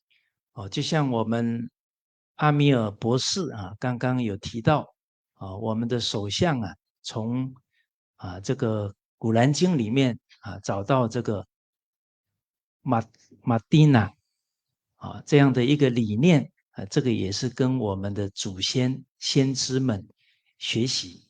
Just as Professor Chandra mentioned, our Prime Minister, he looked to Quran, and in Quran found the aspiration from the Medina Charter. Just like that, our Prime Minister is looking to our ancestors for solutions. 因为这个历史就像一面镜子它可以教导我们怎么把国家家庭治理好。Because history is just like a mirror. It shows us how to manage our family, our societies, and in turn our country. 在中国历史呢，有一个朝代它影响全世界就是唐朝唐朝这个之前呢是乱了400年，而仅仅差不多10年的时间呢就治理好了是因为唐太宗呢以历史为借鉴然后编了一本书叫《群书治要》，他就依这一本书把400年的乱世在10年左右呢就把它治理安定，影响了整个世界。There was this dynasty in China called Tang Dynasty. Before this dynasty, there was a 400 years of chaos in the country. When Emperor established this dynasty, Tang, he only used 10 years to manage to bring peace and prosperity to the country because he relied on the historical teachings, the teachings that he learned from history. and he compiled all those teachings into one book, and he used that book as a guideline to manage the country. So he was able to do that in 10 years. 先知穆罕默德啊，有说到呢，追求知识智慧啊，纵使远到中国，现在首相从古兰经当中寻找智慧也强调这个文化种族之间要互相学习所以相信我们首相有这样的见地也能够很快的把马来西亚治理得很好，来带动世界走向安定。From learning from Prophet Muhammad, and also as the examples that we heard about in China, we all understand that our prime minister is a very wise leader, and he master believed that very soon, because of his wisdom, we'll be able to see peace and harmony achieved in Malaysia. 老法师呢，他参与很多联合国的会议然后把伦理道德因果教育介绍给世界各个大使们还有这些专家们但是呢，他们都觉得是理想做不到所以老法师就体会呢，现在是信心危机，所以他回到自己的故乡办了一个教育中心那不到1年的时间离婚率、犯罪率就快速下降，所以证明祖先留下来这些伦理道德因果是管用的，人是可以教得好的。Master Venerable Jinkong, he once shared the teachings of our ancestors to members of UNESCO. But those representatives, after hearing that, they all think that those were just ideology. They're not achievable. So Master Jinkong, after that meeting, he went back to his hometown in China, Lujiang, and implement the teachings that he learned from our ancestors. And he was able to bring down the crime rates, the divorce rates of that town in only 1 year. That also goes to show that the wisdom of our ancestors is truly very powerful. 刚刚我们阿米尔博士有提到我们都是人类所以我们只要都遵循各个宗教这些先知们的教诲人都是可以教得好的。而刚刚我们部长有讲到在社区当中有推展了1万多个活动这个社区是我们教导伦理道德因果非常好的一个平台这样的理念一推展这个社会一定能够安定下来。Just like our ministers, he informed us that for the past several years, the government has organized more than 12,000 activities among communities, and masters believe those activities will benefit the communities and work towards the harmony. 那我们要解决问题老法师曾经在参与昆士兰大学和平学院的讨论的时候跟专家学者提到了我们现在面对的问题要解决就像中医治病一样要找到病根才能对症下药来解决。Master Jinkong, when he was meeting with group of experts in Queensland, and he mentioned that just like doctors looking to cure an illness, we must first find the root to that illness.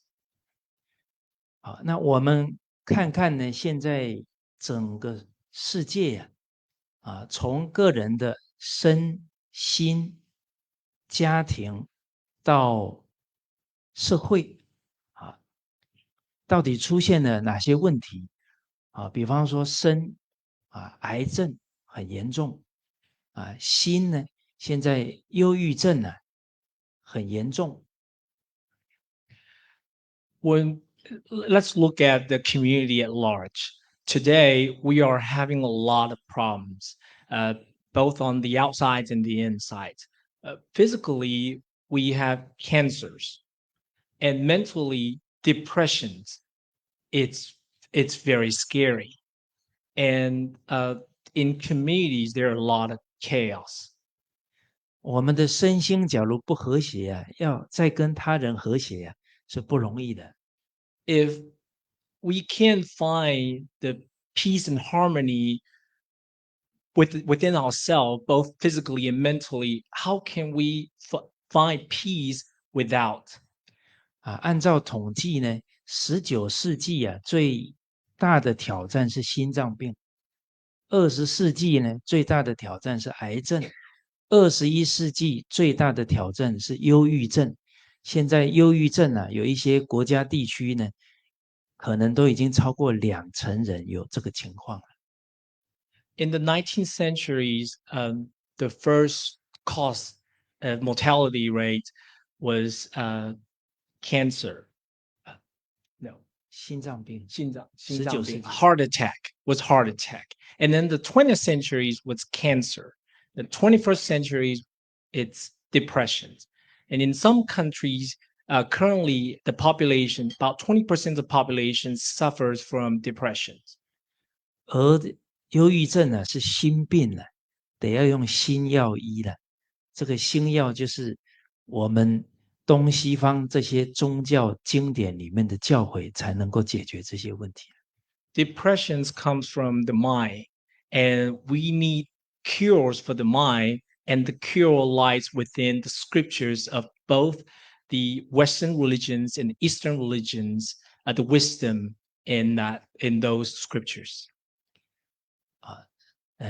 再来就是家庭的问题，社会的问题家庭的问题呢这个离婚率越来越高了那父子兄弟之间呢冲突了社会的犯罪率增加了这种种的现象。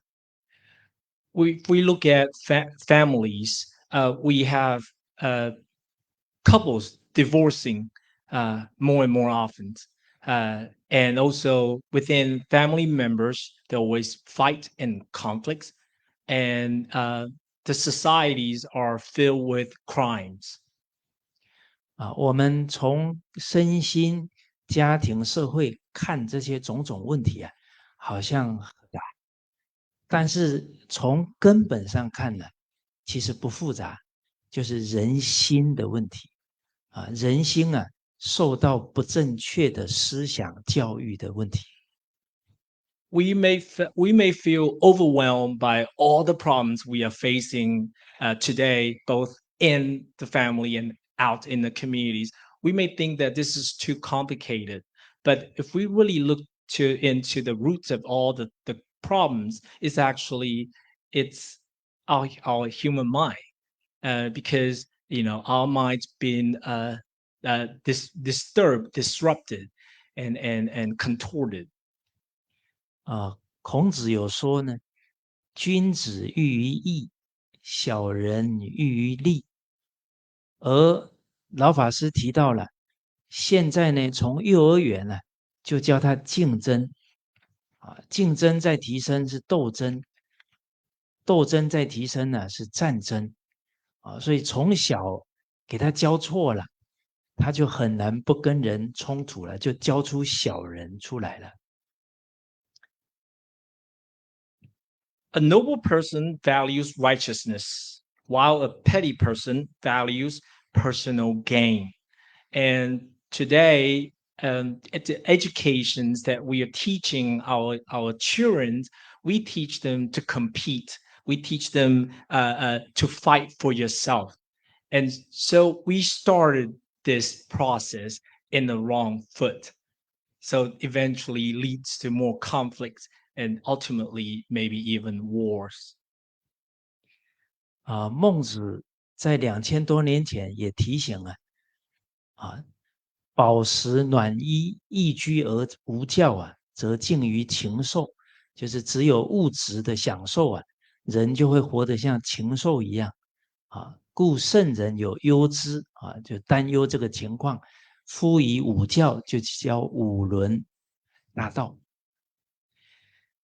If one is well fed, well clothed, and living in comfort, but lacks education, they are close to being no different from a beast. So the sages in the past, they worry about this. 师傅刚才还接下来说，这个圣人担忧这个事情嘛，之后，对，所以教五伦理道德。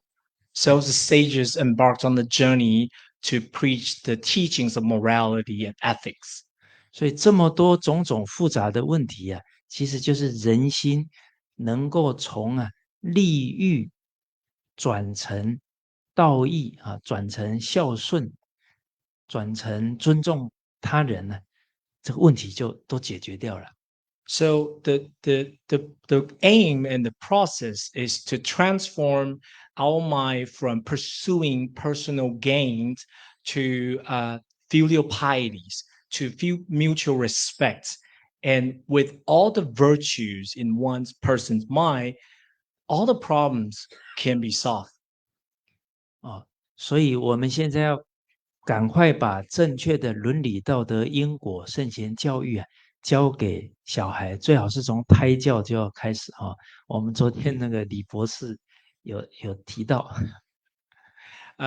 So we must hurry in this process of teachings, teaching our younger generations ethics, moralities, the laws of causalities, and also the wisdom of the sages.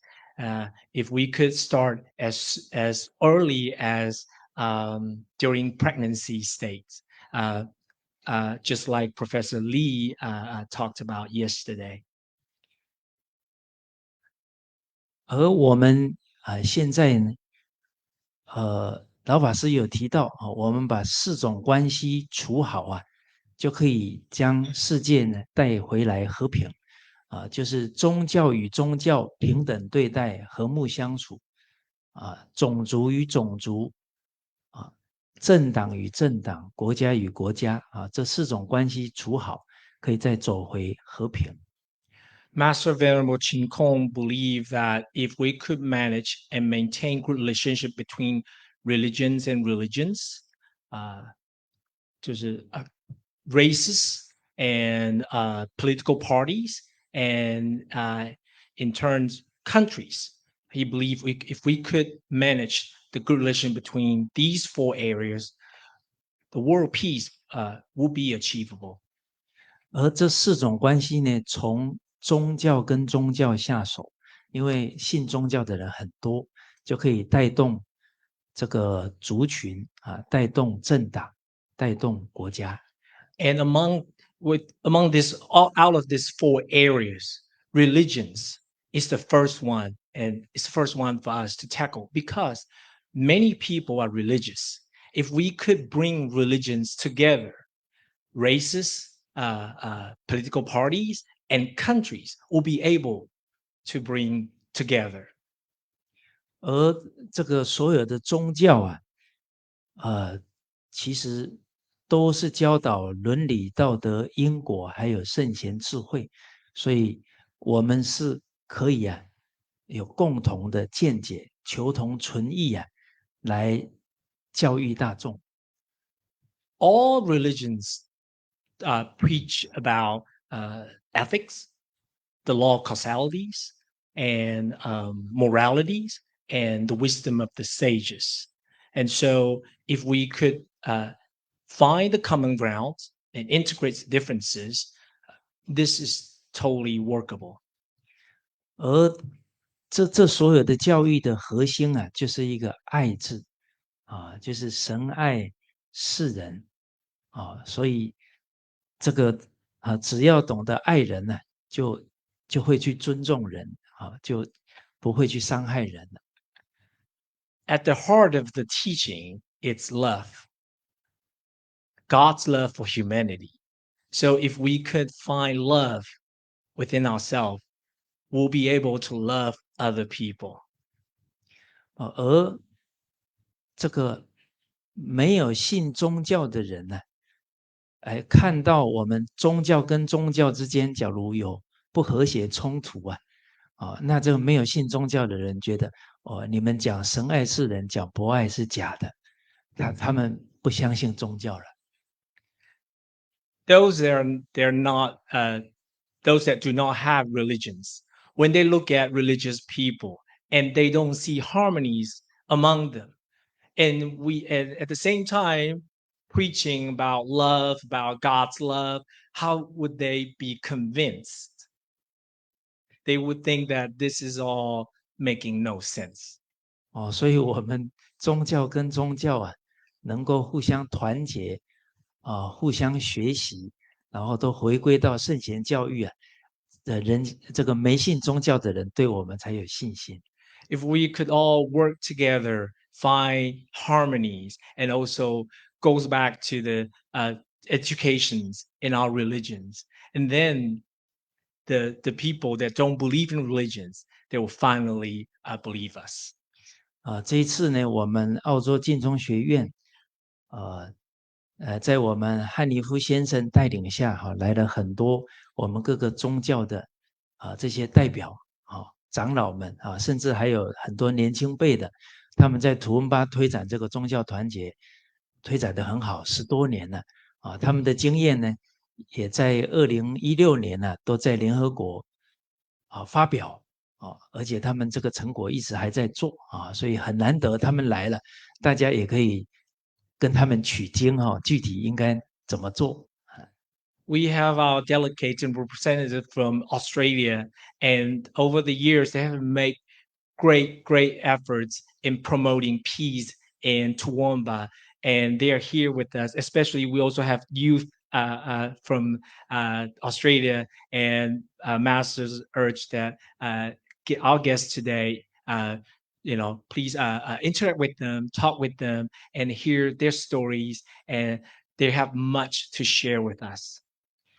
老法师提到你要解决问题要找到病根那老法师讲到呢，病根在家庭因为夫妻冲突了每一个人都是从家庭成长起来，他最先学习的就是他的父母，假如父母都不和了，他也不知道怎么跟人和睦相处了。Master Venerable Chin Kong, he said that we must find the root to the problems, and the problems lies in family. And if spouses are fighting constantly, how can their children learn from their parents about peace and harmony? 所以这个我们当父母的能够和谐相处那家和万事兴呢，这个孩子的人格才能够健康。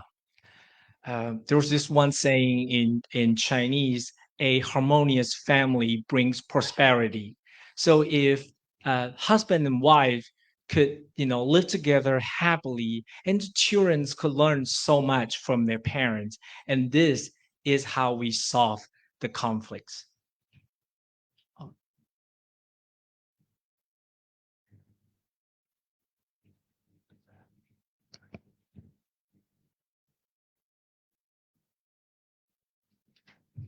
在我们佛门也有讲到怎么和谐的方法呢就是用6合敬的方法那这个6合敬呢，首先第一个是见和同解，能够建立共识。In Buddhism, there's this called 6 harmonies. The first harmony is harmony in having the same viewpoints. 这个道理可以小到一个家庭团体，大到一个国家世界，都是可以用的比方说，你家庭里面呢，夫妻和合了你的孩子人格就健康。一个国家不同种族宗教都和合了，那国人都健康了。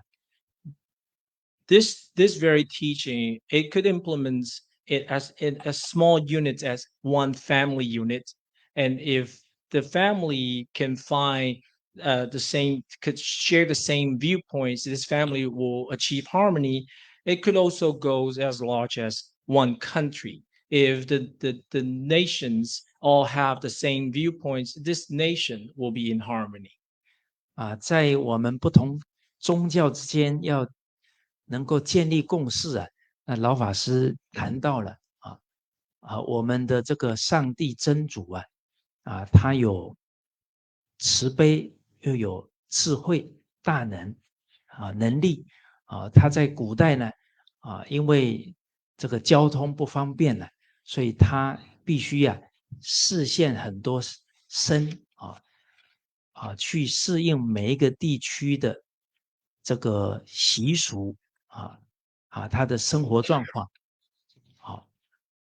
那所以他要变现很多身那现在呢这个交通还有这个网络都已经很发达了所以呢这个我们各个宗教是要成为一家人所谓宗教一家，众神一体我们都相信我们的这个真主是万能，他视现了那么多圣哲人都教的是同样是伦理道德因果圣贤教育，那这样我们就能和谐了不会冲突了。 In the past, because we were separated geographically and also culturally, so this one true God, he manifested himself in different forms, enable to teach the local populations. But in today's societies, with technologies, we are all but one global village. So that both masters and Master Vermo Jinkons believe that religions should be one family and everybody should be one in this family. 那六合敬第二个呢是戒和同修。15还有3。好，戒和同修就像我们经典里面有10戒这一些戒律大家都一起遵守就不会冲突。The second harmony is harmony in observing the same precept, just like 10 commandments. If we all abide to that, there's no conflict. 生和同住大家一起生活呢，互相包容，互相理解。Live together, have mutual respect. 口和无争大家讲话呢都和气不要对立。When we speak to each other's, do not create conflicts. Always find the common ground, that goes to work towards peace and harmony. 那义和同悦大家一起切磋，一起学习，一起成长。We all learn together and grow together. That's the aim of it. 还有利和同均就是有福同享，有难同当。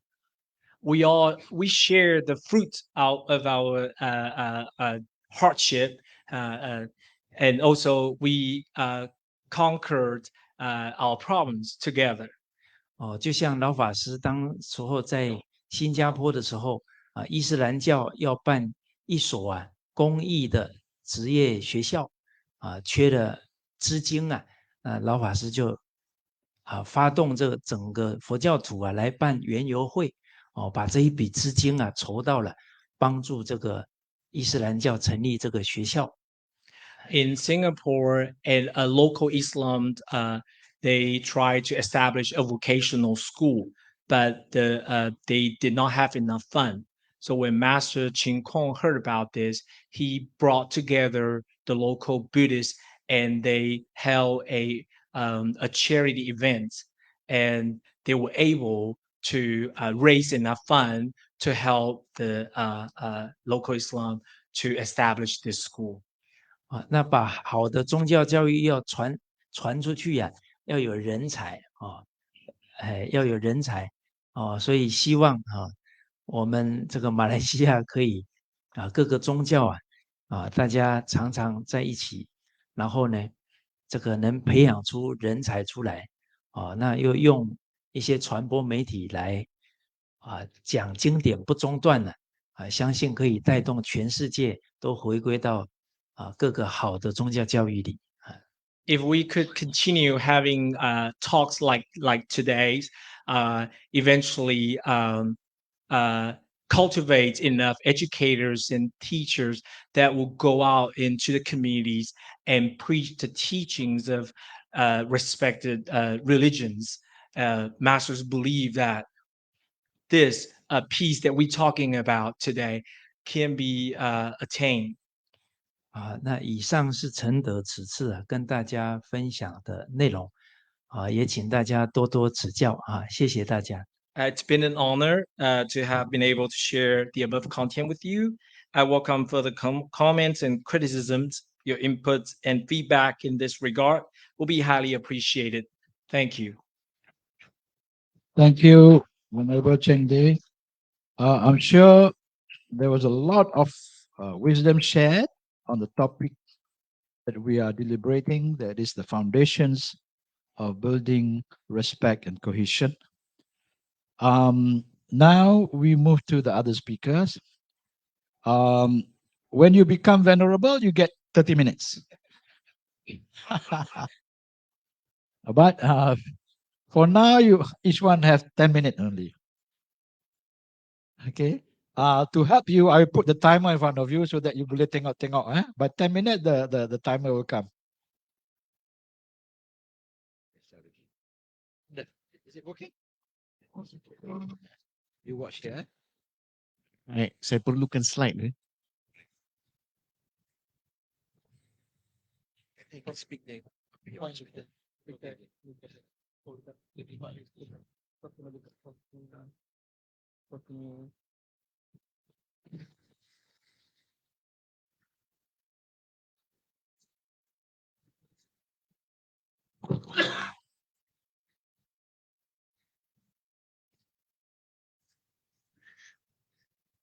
Bismillahirrahmanirrahim.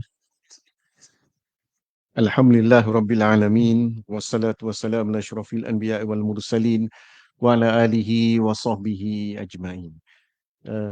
Thank you to the moderator, Dr. Ahmad Farid Ishaq, and also to my esteemed panelists, some of whom I know quite well. And also to the distinguished guests and participants for today. Thank you for participating in the conference. Now, my task has been made easy in part by Professor Chandra Muzaffar, who has also elucidated on some of the points that I would like to elaborate upon. So I will try to keep within the 10 minutes as much as possible.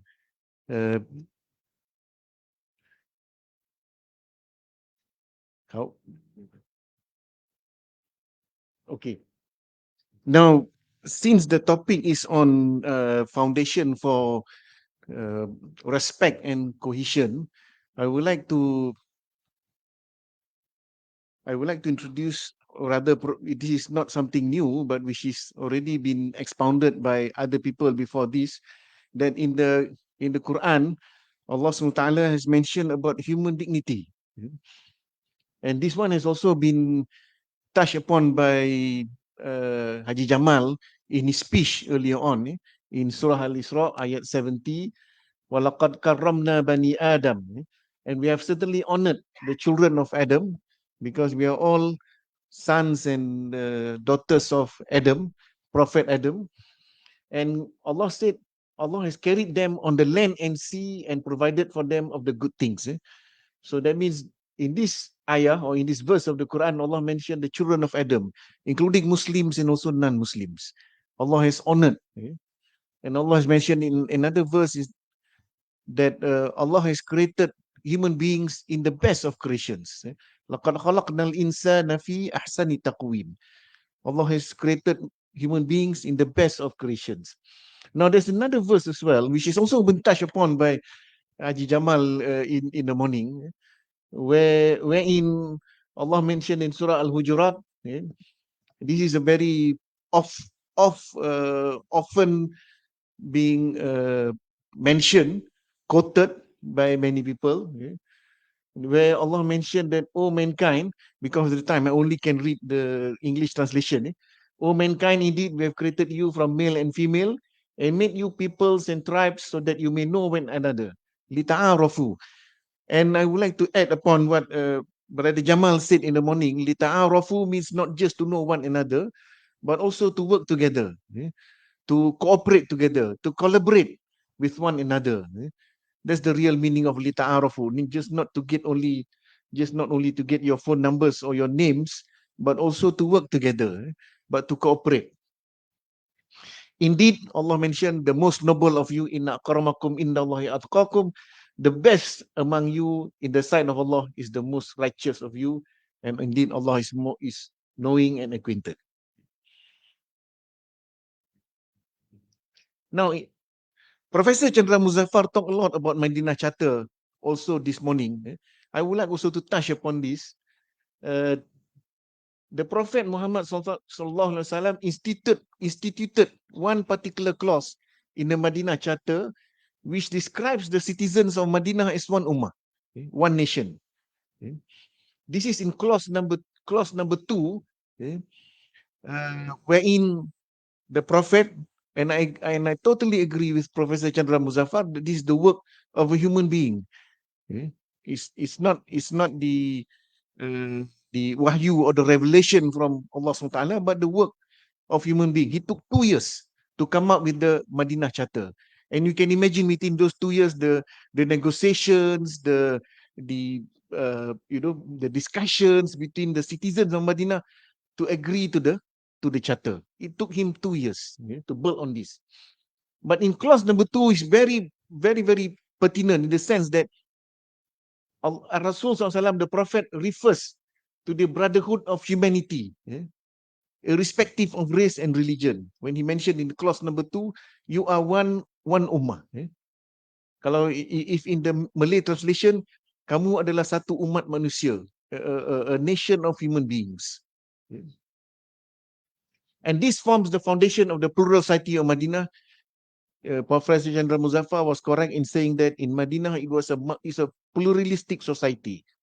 There were Muslims and non-Muslims. Even among the Ansar, there were also non-Muslims among the Ansar. We may have the notion that most of the Ansar or all of the Ansar are Muslims, but actually among the Ansar also were non-Muslims. And also there were Jews, Christians, and so on. So the Prophet gave equal rights and responsibilities of each citizen. There were no second-class citizens. Now, I have to move on quite fast. So, upholding human dignity, I think, is something that we need to touch upon here, wherein we treat each other as human beings. There's no lesser human beings. There's no lesser creations or lesser creatures or lesser citizens, but rather we are all one, equal. All of us are equal as what has been instituted by the Prophet Muhammad sallallahu alaihi wasallam in the Madinah Charter. And through that we can build respect, love, care, and compassion among us. We collaborate for common ground. That means we set aside the differences. Of course, we will have differences. Being human beings, we will always have differences among us. I graduated from the University of Manchester, so of course I support the Manchester football clubs. I know some of you don't support Manchester football club. Some of you may support Liverpool, Arsenal, and so on. Although we may disagree on the football field, but I think we can agree that human dignity is something that we need to uphold. So we collaborate for the common good and the common ground. We build trust, social cohesion and unity, and we build the nation together. And Venerable Chengde also just now mentioned on building together, coming together, cooperating together, collaborating with each other in order to build the nation together. Now, we had an international symposium on upholding human dignity for peaceful coexistence just about a week or so ago. It was organized by the Institute of Islamic Understanding, IKRAM, in Malaysia, in collaboration with the International Center for Law and Religion Studies at Brigham Young University School of Law, United States of America, Seminary Theology, and UID Sejahtera. Now, the conclusion was that this is just the beginning of a Building Bridges series. This international symposium actually is just the beginning of a Building Bridges series, which will focus on human dignity as the basis for social cohesion, for respect, love, care, and compassion. The concept of human dignity, I would like just to read the conclusion here. The concept of human dignity highlights the importance of recognizing that human beings possess a special value intrinsic to their humanity. It abhors injustice and any forms of discrimination towards other human beings based on religion, race, class, color, gender, language, and nationality. Upholding human dignity is central to the efforts of creating and sustaining peaceful coexistence, unity, reciprocity, and mutual understanding in society. Now, this is my. Can I have the next slide, please? Okay, this is my last slide. An example of a collaboration that we did just 5 days ago. On 11th of July, 2023, there were a coalition of more than 60 civil society organizations or non-governmental organizations, NGOs, came together to launch a coalition for patriotism and national unity. I'm sorry, the pictures may not be too clear on the slide, on the screen here, but this coalition is being helmed. The chairman is Patriot Chairman, retired Brigadier General Datuk Muhammad Arshad, and the Deputy President is also here, Stanley Yong. I think there's Jusni, is he here? No. Okay, so the Deputy Chairman is here also, Stanley Yong from GBM, and IKRAM, we are part of the coalition. So we launched this coalition to avoid, or rather to eradicate any hate speech in Malaysia, and also to incite the people towards unity, respect for each other, the love of the nation, patriotism, and also to build the nation together. So this is the launching of we call this in Malay GPPK, Gabungan Patriotisme dan Perpaduan Kebangsaan. The coalition for patriotism and national unity just launched 5 days ago, and we'll be also inviting other NGOs in Malaysia to join in, and we'll be having road shows, and also we'll be having programs in order to amplify the meaning of patriotism and national unity. Since my time is up, thank you very much for everybody. Thank you for listening. Thank you very much, Tuan Haji, for keeping to the time. You have a second round to add on if you're not finished. We just need to be sure that the main parts are presented first. Next, I invite Prof. Dr. Suresh.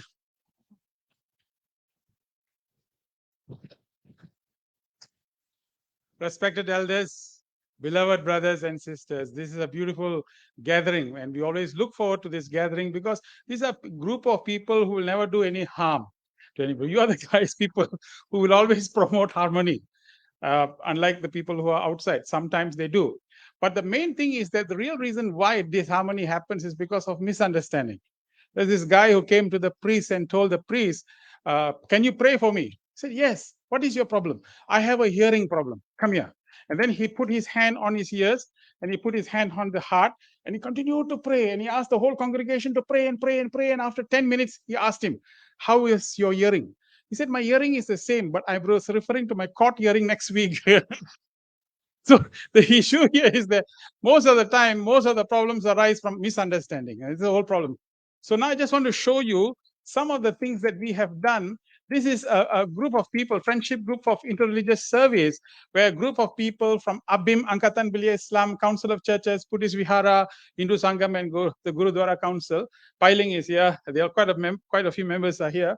So we have been doing consistently work for the last 20 years, giving medical camps, doing programs like this in the community, bringing forward an awareness. But most importantly, what is critical is that other than the programs, we got to know each other much better. So we, all these are programs that we have done in all these years. And we take the medical doctors to the rural areas, and in the doctors, they will not put their name here.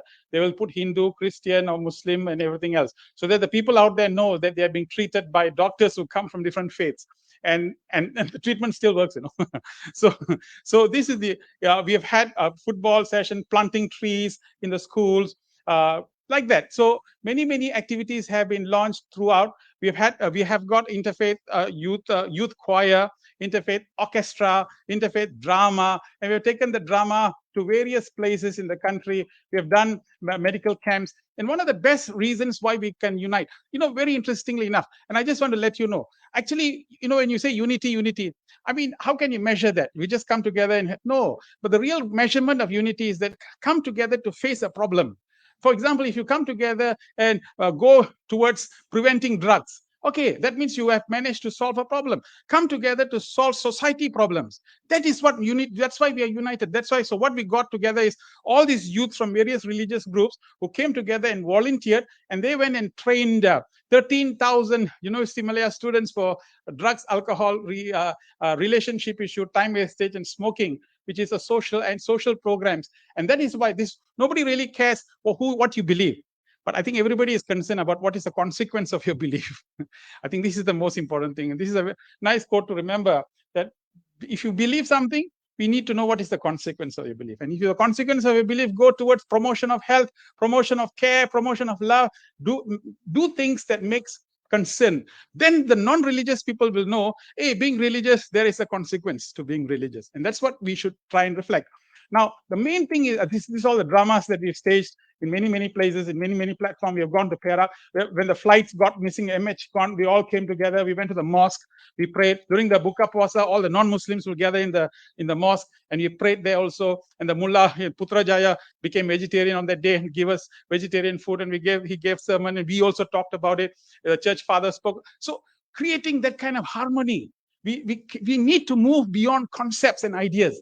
It's no point saying united, but we don't feel it. You have to feel this. And together we do it collectively, we feel this. We play football. Whenever there's a disaster, we all come together and help. And I think that's why disaster, you notice, nobody cares about religion and race. Everybody helps each other. I think that's why it's called natural disaster. The disaster brings us back to nature. Yeah. So this is the drugs program that we did in the university. All those blue t-shirt guys are people coming from different religions group, all wearing the same t-shirt, helping together, and so on. But now the key point is, what do we do? What is the action plan that we should do? I think the action plan that we should do is that we need to move. We have to have a resolution. You have to build the unity where? In the neighborhood, in your community houses, in your whole neighborhood. We have to encourage the Malays to invite the Chinese and the Indians for the Hari Raya in your house. And that doesn't cost much money. And the Indians should be inviting the others inside, and make sure when the others come, make sure the food is halal and all that. Vegetarian is halal. But anyway, the point of the story is that unless we encourage these things at the community level, it's not going to happen, because people live in fear. People fear. The reason why we work together so well is because the first thing that we need to do, is taking back from Prof. Chandra what you said, is to educate. Unless you provide education and awareness, we are continuously going to be immature about it.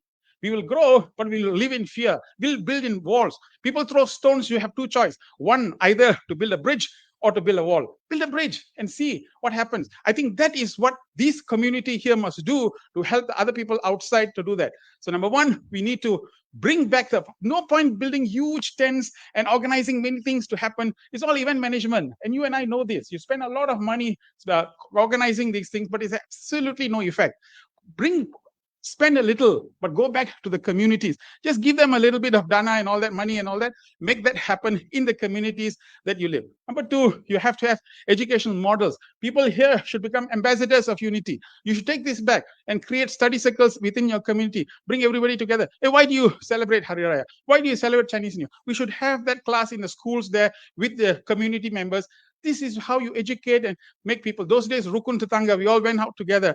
And I think those are the things that brings back community awareness together. And that must be done. If not, we'll be just talking here, but it will not get translated to the ground. Number three, schools and colleges. Today, you come to schools, colleges, you'll see the Malays sitting here and the Chinese sitting there, and the Indians normally you'll have to use binoculars because they'll be sitting at the back. And this is your one Malaysia concept. So the idea is they're not even brave to sit with each other simply because of polarization. And the lecturers and professors and all that stand at the university and give big lectures, Pertubuhan, Traska, Majuan, and all these things. But you have it right in front. You're not even able to make the class sit with each other. I think this is where we abdicate the responsibility. So if this IPPC is going to be of any meaningful use, translate these ideals into Kementerian Perpaduan and get this rolled out into universities and colleges so that this becomes a real lifestyle change that we must do. Unless we do these things in earnestness, with intensity, we will all be just talking. And it will be things like this, which is very nice in vapor, but we need to condense it to water and even condense it to ice so that people can see and people can feel. And then we break the ice and make sure that all work together and go forward together. I think unity is what we don't have to go to, like Reverend says, I'm sorry, Reverend, because I'm not a venerable, so I have to finish in 10 minutes. Yeah, so the point here is that we don't have to go to take the wisdom back to the ancestors, but we can even just go right up to the point where pre-colonial days where the people were living to that extent. Just come back to that point and bring back the society back onto the main track. Do not allow the fearful people who is misguiding to hijack the agenda of national unity. That is our mistake that we do, because the moderate people are quiet. The people who are eccentrically shouting, it comes out in the newspaper, and then we all get confused. But nobody says anything against it. And that is our fault. The fault is that the abdication of moderate people who are silent and watching this is our problem. The extreme people will always make noise because they have misunderstood the agenda. But we have no other counter voice. And I think time has come where we have to stand together as NGOs, like in Bangladesh and many other countries. NGOs are a moving force. And when NGOs come together and we provide a kind of a solid evidence and backing up, I think we can help this country go back to the concept of Madani, concept of civil, concept of making everybody very, very harmonious and uniform. Perpaduan has a role, unity has a role. And we need to make sure that we really become good ambassadors, proper ambassadors, truthful ambassadors, people who become the beacon of light like Baghdad. We can become the walking Baghdads and make sure that every country where we come from or every country where we are, we have the noble ambition and hope to bring this country back to where it was originally. Thank you.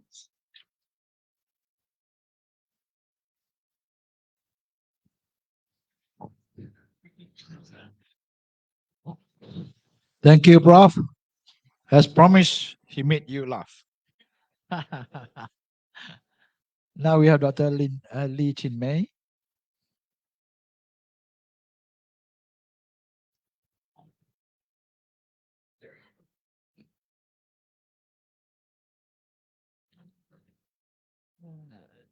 Sorry, I need my slide as well. Okay, thank you. So good morning, ladies and gentlemen. So I'm very honored today to share with you the teaching of the late Venerable Master Chin Kong on the foundation of building respect and cohesion within our communities and societies. So the teaching on Confucius, Mencius, and Mahayana Buddhism are based on the principles of loving kindness. So they taught us that we should respect one another. We need to love, care for, and cooperate with one another. Loving and caring are the intrinsic qualities of our self-natures, and thus are able to transform evil to good, foe to friends, delusions to awakening, and ordinary people into saints and sages. So these objectives are the nucleus of the traditional Chinese cultures and educations. They are also the common objective of all the sacred teachings in this world. So today's that we call the teachings of love. So by embodying these teachings, we create an environment where respect flows freely and harmonious relationships are nurtured. So in the teachings of traditional Chinese culture, there are basically 5 moral relationships. There's a natural loving relationship between parents and children. The leaders and those being led have mutual obligations and duties. Within a family, the husbands and wife have their distinct function. There are also a proper order between the old and the young. Friends should also be trustworthy. So these 5 basic moral relationships are not invented or created by anyone, but they are the inborn virtues of all beings. And the main purpose of Chinese educations is to keep the inborn loving relationship between parents and the children intact over their lifetime. From then on, children learn to expand their love to include to the whole family, the whole clans, the whole neighborhood, the whole village, and the societies, the countries, and the whole humanities. 弟子规, or the standard of being a good student and child, consists 113 Confucius rules of the recommended standards of students. This book has been used for thousands of years for family educations.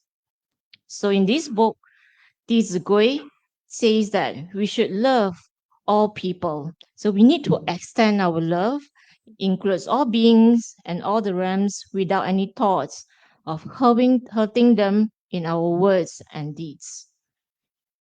So Chinese traditional educations has always focused on family educations, especially the prenatal educations, like what Venerable Cheng De have just mentioned. So when the infant was born, the parent lived as a role models for the child, firmly believing that the every gesture and word would leave an imprint to the infant mind and later affects his or her life. So Chinese educations begin no later than 3 to 4 days after the infant was born. So recent study in modern psychology have shown us some fascinating discovery about the importance of educating the babies even before they are born. So according to the renowned psychiatrist, Dr. Brian Weiss, the babies in the womb are not only conscious, but also capable of learning and comprehending things around them. In fact, they can gather information through their senses and that we might not realize. And Dr. Weiss learned this from his patients who underwent the regression therapy and discovered that the memories from the prenatal stages demonstrate that the baby's alertness and activity. And this suggests that we should rethink how we interact with the unborn babies and adjust our approach to provide them with a nurturing and stimulating environment. So the ancient Chinese belief in utero educations is supported by this finding. So it emphasizes on the significance of early learning. So by raising public awareness about this fact, we can also contribute to the birth of more remarkable individuals in our societies. During the Zhou dynasty, the Empress Tyrant was pregnant with Empress Wen, so she put great emphasis on the in utero education. She knew that her thoughts, her actions during the pregnancy would greatly influence the child while in utero stages, and therefore she let go of all her unkind thoughts, words, and actions during her pregnancy. And the baby born was the Emperor Wen. So the Zhou dynasty lasted 800 years. It is the longest dynasty in the Chinese history. So on the other hand, in the pursuit of cohesion, So we must strive to cultivate unity and harmony within our community. As the Buddha proclaims, everything in our universal is one living entity. So the ancient Chinese classic, the I Ching, also known as the Books of Changes, tell us that everything in this world, like the sky, the earth, and the seasons, and all the things we see were originated from the infinite particles. And Lao Tzu, a wise philosopher, also further explained that we are connected to the universe and have the same origins. He said that all of us and everything around us are parts of the one big entity. In the similar way, Buddha Shakyamuni taught us that we come from the same essence. So if we truly want to create a harmonious, multicultural society, we need to understand and realize that we are all connected. And when we see ourselves as one big family, and many of our problems can be solved. By embracing this idea, we can build a world where everyone respect and value each other differences, leading to peace and harmony. So Toowoomba, a beautiful city, so located in Queensland, Australia. So Master Chin Kong has the idea for the creation of sacred cities of religion and culture. So Toowoomba has become a shining example of inclusiveness, with over 80 different ethnicities speaking more than 100 languages, coexisting harmoniously. So this interfaith community in Toowoomba come together and celebrate various festivals together. And they also actively address the needs of migrants and refugees. So yesterday, Mr. Scott has also presented some of the very positive achievement in Toowoomba. So Master Chin Kong's visions is to spread this concept of model city of peace and harmony to other parts of the world. In a world filled with chaos and turmoil, that establishing such a peace villages like Toowoomba will offer hopes for a brighter future. So with that, thank you very much.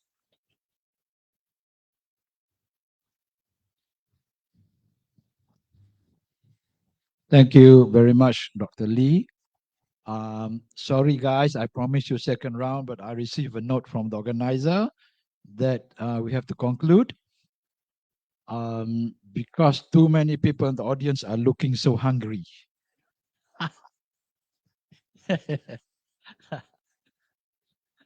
Okay, so please give a big round of applause to all our speakers. You would have learned much wisdom on how to build respect and cohesion from their sharing. You know, peace work will never end, and all this learning from our distinguished panelists will help us to continue on our good work and pass on these lessons to the next generation and the next generation. All right, peace work will have to continue, yeah, forever. Yeah. Okay. So our work will never end. So thank you very much. I hope you have learned a lot and have a good lunch. Thank you.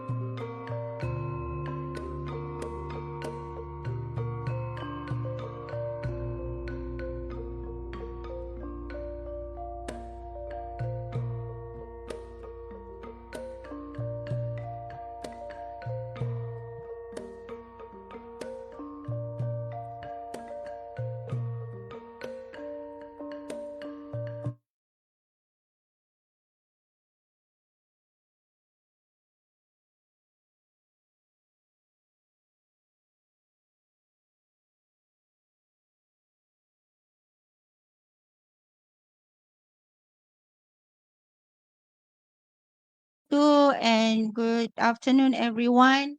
I would like to invite the speakers just now, but they are all already on the stage. Right. So I better sit down. Assalamualaikum. Okay, are we ready? This afternoon is going to be a good session because we are going to look at one new concept, which is actually not so new, but perhaps because it is a newly introduced slogan by the Prime Minister, the current Prime Minister.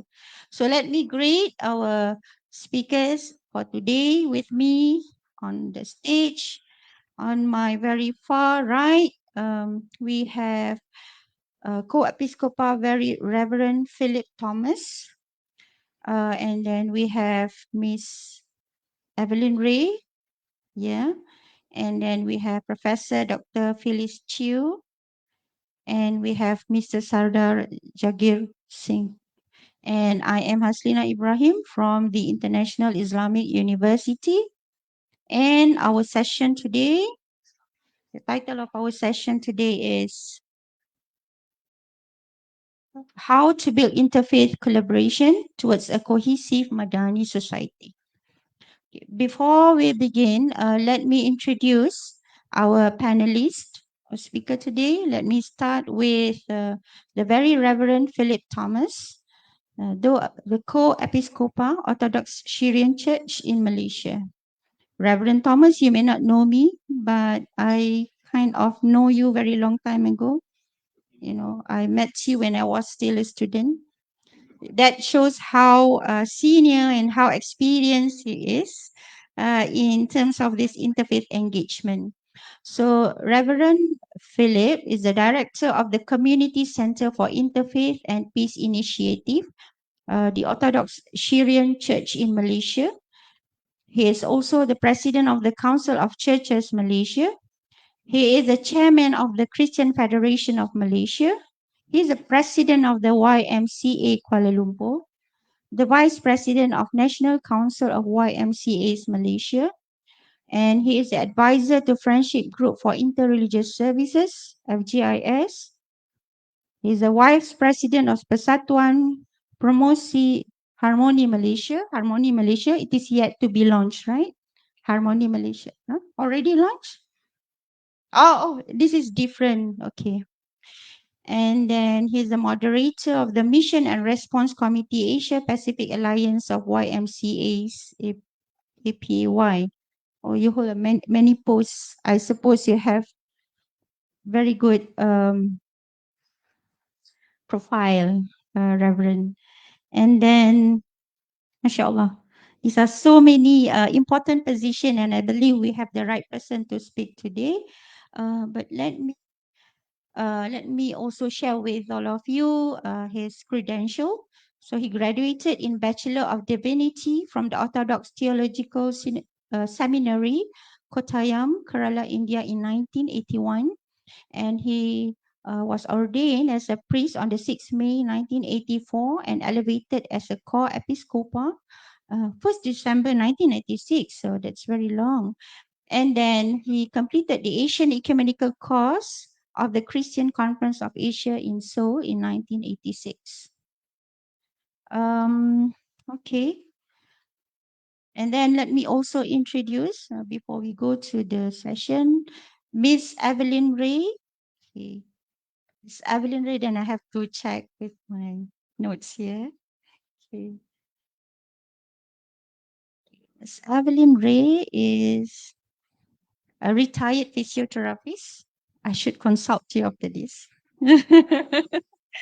How much would that be? And then the former communications director for the Church of Jesus Christ of Latter-day Saints in her region, including Toowoomba, member of the Toowoomba Interfaith Working Group and Queensland Faith Community Council. And her current church responsibility is as service mission leader along with her husband, working with young service missionaries in Queensland. Welcome to Malaysia. I bet this is not your first time in Malaysia. Oh, okay. I hope it is better every time you come here. Yeah, the road is better now, I guess, and the public transportation.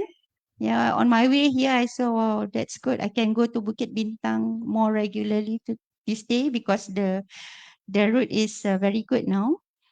And then we have, let me see the order. I think Dr. Phyllis, Dr. Phyllis G.L. Chew, an international researcher on comparative religion. So we share the same interests. We can talk more after this. She was a Fulbright visiting researcher to Harvard Divinity School in 2010. I aim to go there as well. I didn't get the chance. In 2012, she was United Kingdom's, how do you pronounce this? Leverhulme, visiting professor, visiting several UK universities to lecture on the linguistic potential of interfaith harmony. This is interesting. This is new to me. Her academic publications includes Chinese religion and the Baha'i faith and Muslim education in the 21st century, Asian perspectives. Maybe I should look for this book. She is currently the Vice President of the Center for Interfaith Understanding in Singapore. Like your sense of humor. Oh, okay. Well, when you are nervous, that's what you do. Okay, and then Mr. Jagirsi, we met in many of the occasions. I know you by face, but we never talked. But I'm glad that we are able to talk now, and I'm able to pin you down in the session. A lawyer by profession. I'm always scared of lawyers because they talk very well. I'm a lecturer, I'm supposed to talk too, but I think lawyers talk better than me. I am a good talker in class. Anyway, he has a book on law of bribery and corruption in Malaysia. This is very serious topic, as you can see the way he looks. Okay. And he's a committee of the JKMPKA. I introduced JKMPKA, Mr. Jagger, in my class many times. Yeah, I introduced JKMPKA. I should be given some credit for that. Yeah, because this is not known to everybody. Yeah, especially the young people. But I tell the young people, the government is very serious about integration and interreligious relationship. So join force. Let's join force. Yeah, and he is currently the president of. This is also another term that my student will find. Wow, madam, you can say it in a very relaxed manner. MCCBCHST. Can you try to say that? Malaysian Consultative Council, Buddhist, Buddhism, Confucianism, Hinduism, Sikhism, Christianity, sorry about that, Hinduism, Sikhism, and Taoism. We left Baha'ism there. But we always have very committed Baha'is in every our interfaith program. So that is a little bit my encounter with our friends, GKMPKA, MCC, WHST, and now we have more friends to listen to. Well, I know that you are not waiting for me to speak, but I would like to say something about what we are going to discuss today. There are two things that we're going to talk about: interfaith, dialogue, engagement, activities, and I think everyone in this room is so familiar. Like, what else? Yeah, but anyway, there are always new things to talk about. There are new things to explore every time we meet new people. So I spared that one for the second session. Hopefully, we have enough time. But I think one of the things that I'm so interested, excited to listen from our respected panelists here is Madani. I'm a lecturer. So Madani is actually not something new to me. I've read this some time ago when I started my master's in 1995. So you can calculate now how old I am. So in 1995, I've heard about Madani from Yang Berbahagia, Tan Sri Professor Dr. Syed Muhammad Nakib Al-Atas, yeah, my inspirational spiritual guide. And only recently when the Prime Minister spoke about Madani, it interests me a lot, because now I think that the concept to be cascaded down to the ground. But anyway, let's listen how people interpret Madani from a very humble point of view. I took Madani as civilized society, but of course infused with spiritual and religious values in it would be very interesting on how to develop the nation. Except that, well, is this another Arabization of Malaysia? This is very good space to debate whether we are importing more and more Arab terms, and to make Malaysian, especially Muslims here, emulate the Arab culture. If they are Arabs here, there's nothing harmful about your culture or your language. But I remember in one of the programs that I have attended, and I presented paper on Muhibbah. Yeah, I try to relate Muhibbah with Arabic word hub, and then one Arab professor stand up and say, Haslina, come on. There is no such word Muhibbah in Arabic. This is a Malay term. This is the term that come from your soil. Be proud of it. So how do we contextualize Madani in current term in the context of Malaysian pluralistic society? Well, we want also to learn from our friends in Australia, in Singapore. Right, with that, very not so much short speech mine. Let's go to our first speaker. And how am I going to run this session? The first session, everybody is given, well, I would say 10 minutes. And then the next session, 5 minutes. Okay, Reverend, so this is my question. I actually forgot what I want to ask you. I have to refer to the text. Yeah.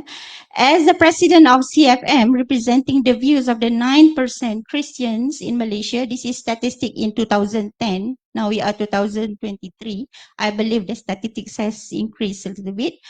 What is the acceptance of your fellow brothers on this concept, and how do you interpret the context of Malaysian pluralistic society? Basically, how does the Christian look at Madani concept?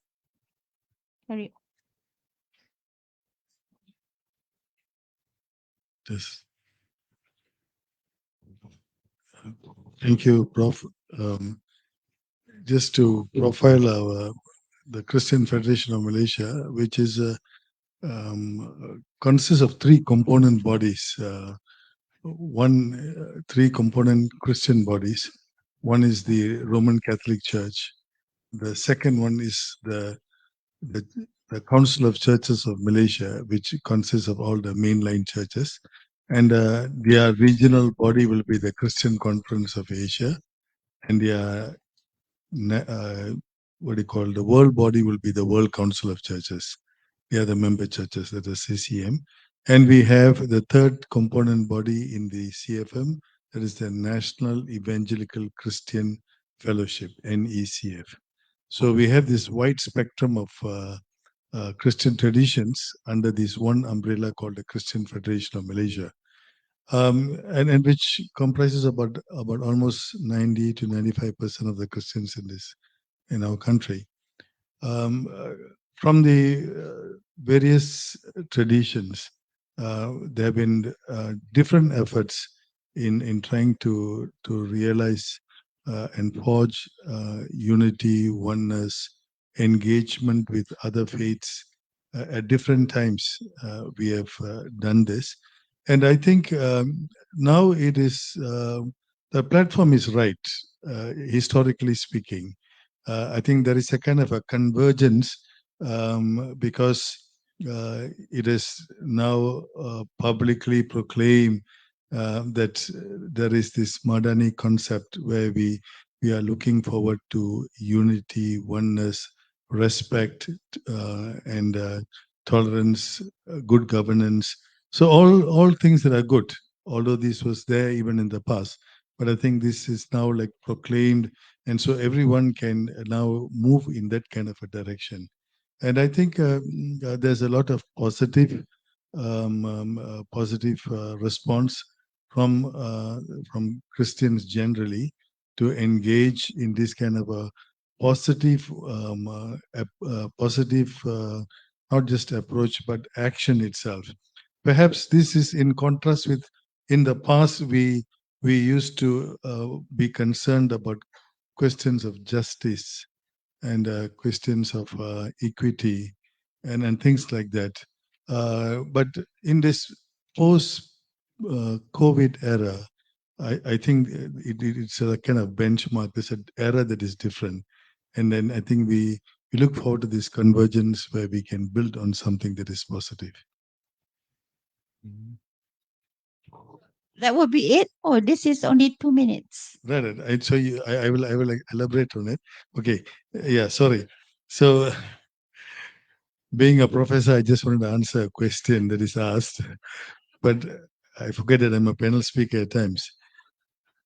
So these acceptance, well, it's not that we have not been involved in any program in the past. From the Christian perspective itself, the Madani concept, which talks about sustainability, prosperity, innovation, respect, trust, and compassion, are good virtues. I think that all of us can embrace. It's universal values, and I think this is something that we all have in it. But at some point in time, together we must be able to activate it. But of course, these also touch not just the human person, it touches different 8 domains, which is economy and finance, legislation, education, community, culture, urban and rural population as well. So one is an area of respect. I think 3 areas that you sort of told us earlier. The area of respecting others. In a very simplistic way, in the Christian tradition, we feel that humankind is created in the image and likeness of God. And so there is a value that is attributed to humankind. He has an aspect of the divine in him and her. And this also tells us that he is part of the divine as well as part of the creation, because he's created from the dust of the earth.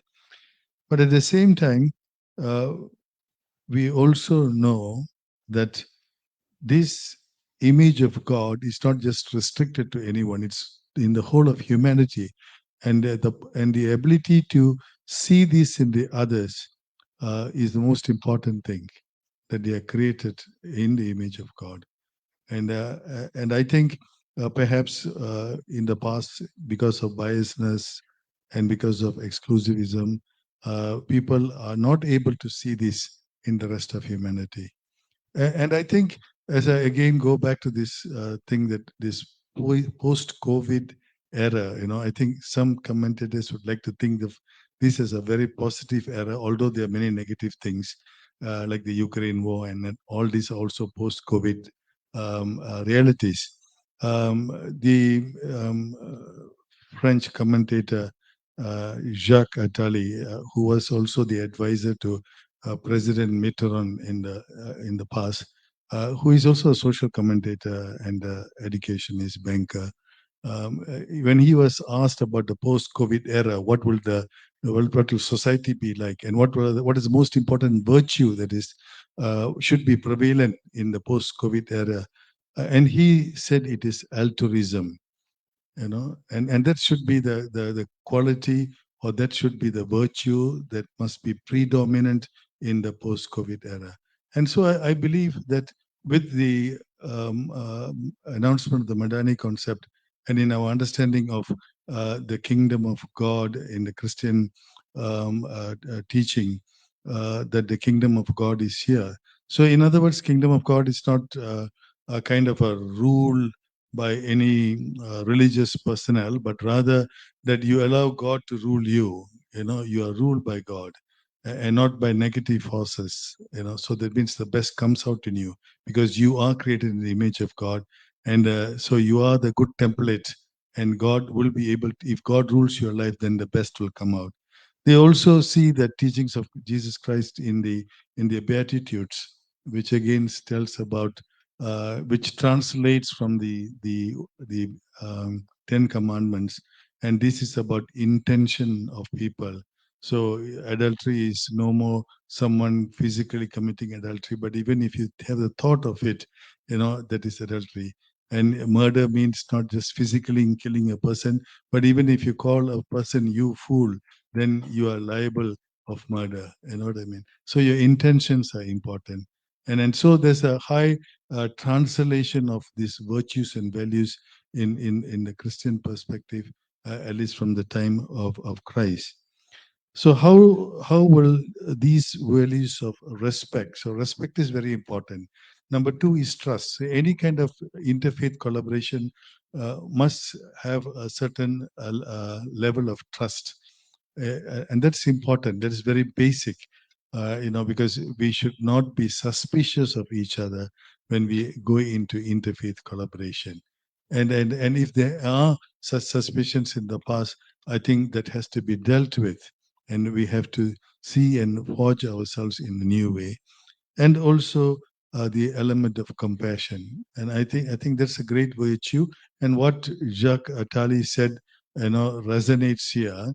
I think we should become a community that has compassion. If there needs to be collaboration, interfaith collaboration, I think a high virtue should be compassion. With compassion, we will be able to have that kind of a fraternal love. We can enjoy a kind of filial love with those who are older than us. All these good virtues will come out in us. So looking forward, as a community, a Christian community, we have engaged in various ways in the past, in pockets, our three different components. We have been very positive in our dealing with Kementerian Perpaduan in the past, many collaboration and projects. We have had a very important and very active participant, and with the Friendship Group for Interreligious Services. I believe Professor Suresh would have talked about the FGIs earlier this morning.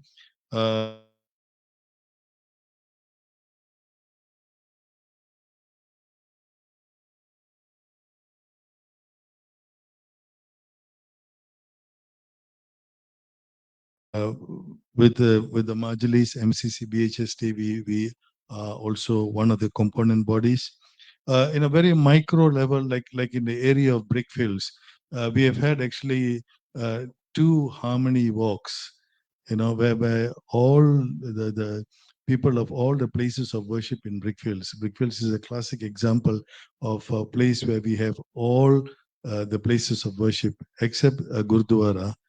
But historically speaking, there was a Gurdwara in Brickfields. Somehow it has moved and probably became the Gurdwara near the in town, near Petaling Street. So we had engaged in walking from one place to another in all the different places of worship. We had a small time of a briefing, and this was a wonderful experience, especially for the younger people. They in their lifetime have not had such experience. And in the Friendship Group for Interreligious Services, we had 3 occasions when we had the Divine Wind program, whereby people visited different places of worship, and this was also a very good experience. And through the FGIs itself, we had been invited many times for iftar at the Iron Mosque in Putrajaya. And so all these kind of engagements are experiential. And I think the younger generation never had this opportunity and will be able to have. So I believe that there have been enough things in the past, and with the concept of Malaysia Madani, when you have something official and you know that it is a desire of the government of the day also to move in that direction, I think there will be a sense of confidence in the people. so that we will be able to engage in this in a very open way. And so we look forward to this positive engagement. Thank you.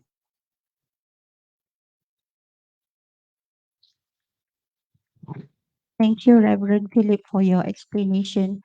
It is always interesting for me to listen from someone who are trained in religious education background to speak about theology, theological concepts such as Imago Dei, yeah, in a very open way, not as exclusive perhaps as before.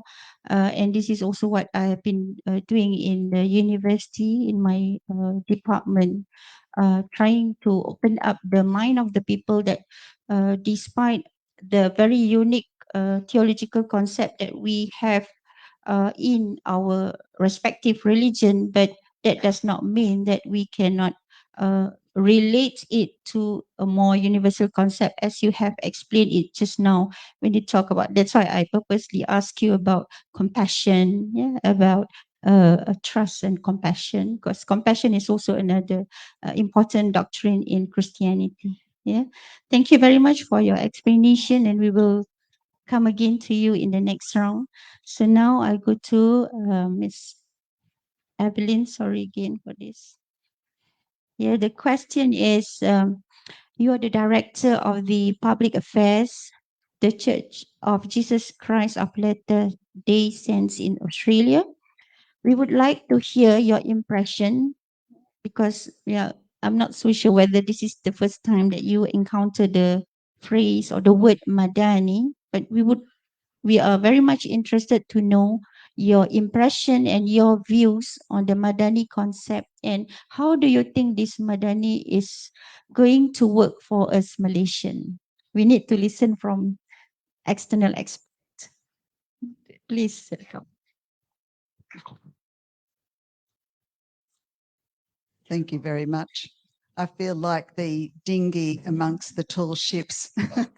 I'm going to be addressing this from the perspective of the person on the ground, the person in the community, because that's where I've been.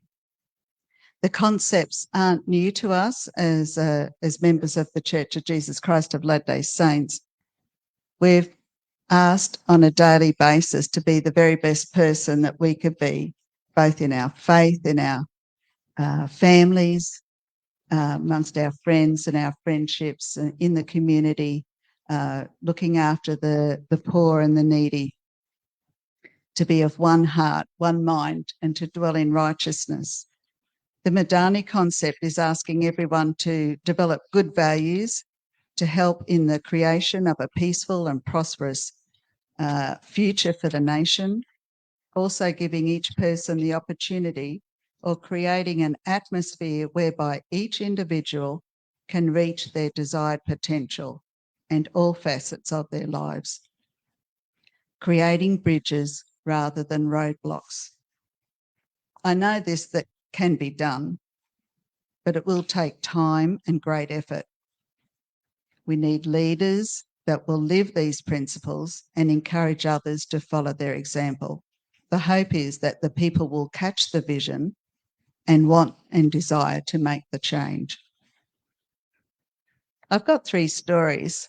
I know it's after lunch, so everyone's going to be feeling very tired. So I've got 3 stories that were shared at a general conference over the last 12 months.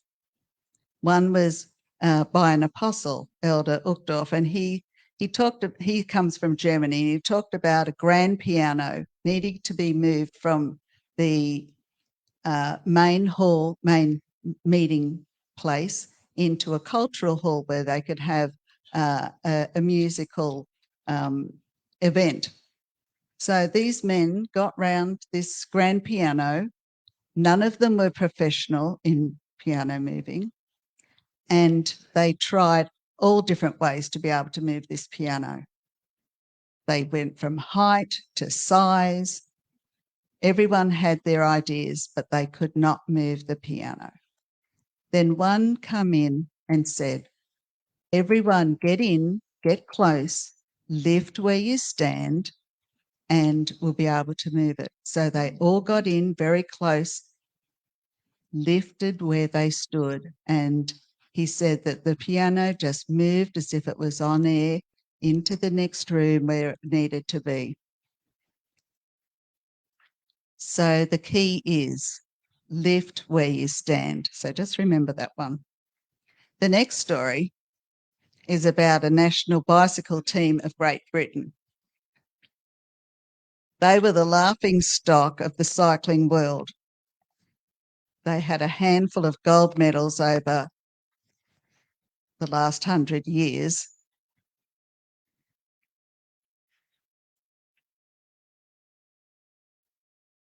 In the Olympics. Sorry, I had a brain freeze.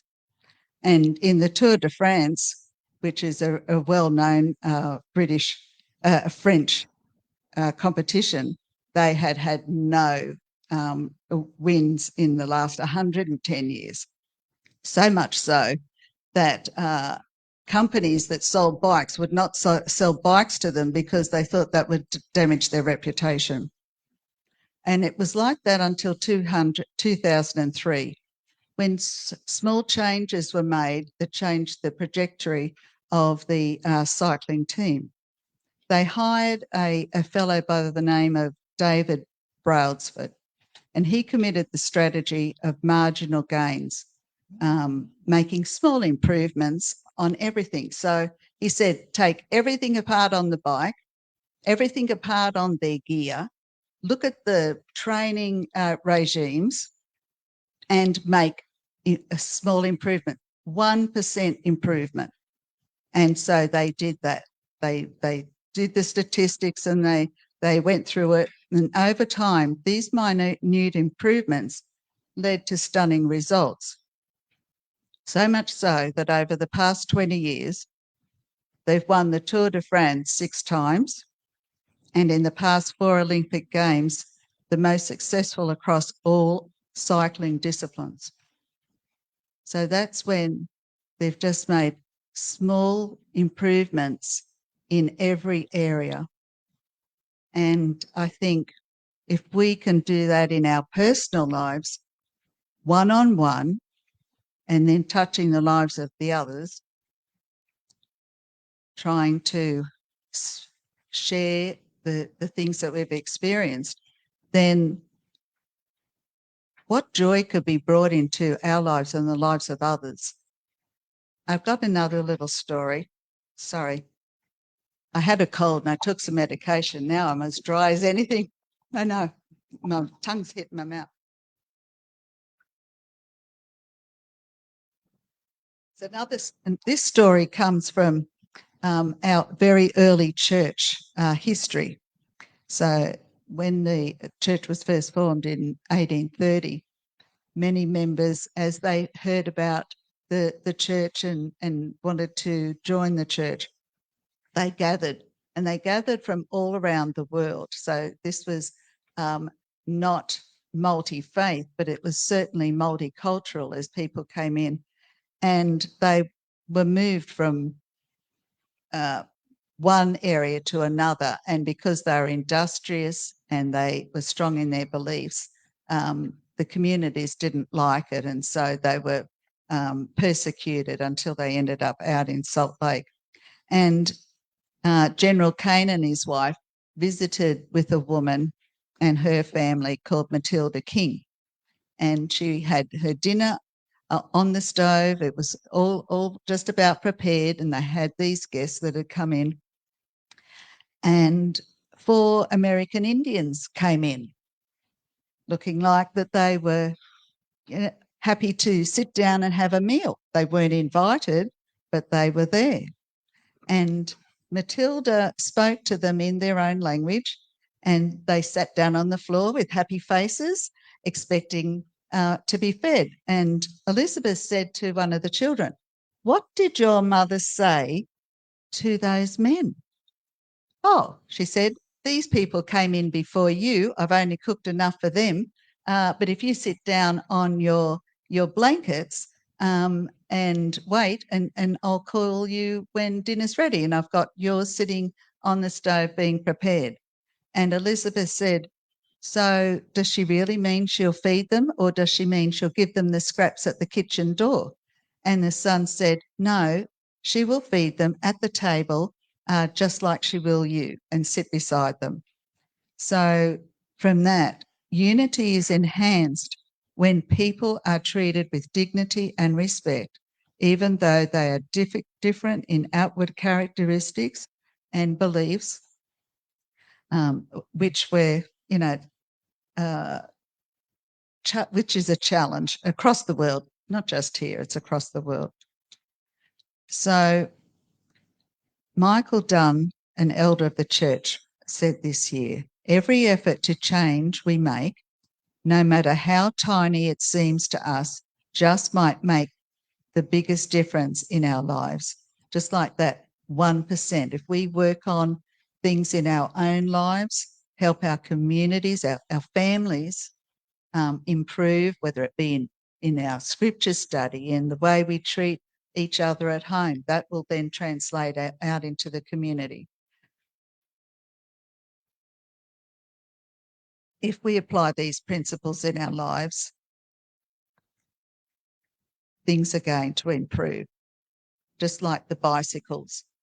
So, and if we help each other, lifting where we stand, we don't have to go too far to find someone to help out. Elder Suarez, an apostle, said, Jesus Christ's teaching focused particularly on the virtues of love, charity, patience, humility, and compassion. Fundamental attributes to those who want to become closer to God and promote his peace. Such attributes are gifts from God. As we strive to develop them, we will begin to see our neighbours' differences and weaknesses with more empathy, sensitivity, respect, and tolerance. One of the most evident signs that we are growing closer to God and becoming more like him is the loving, patient, and kind way with which we treat our fellow beings. Whatever the circumstances, as we strive to develop these attributes, we can become instruments of his peace in the world. How? By the manner in which we treat each other. And just in closing, I have a quote and a challenge by our prophet, President Russell M. Nelson. How we treat each other really matters. Contention drives away the spirit every time. Contention is a choice. Peacemaking is a choice. Building bridges of understanding will require much more of you. But that is exactly what your family, your friends, and your neighbours need. He challenges us to build up each other, learn from each other, and demonstrate respect for all God's children. May we link arms in love and brotherhood. Thank you.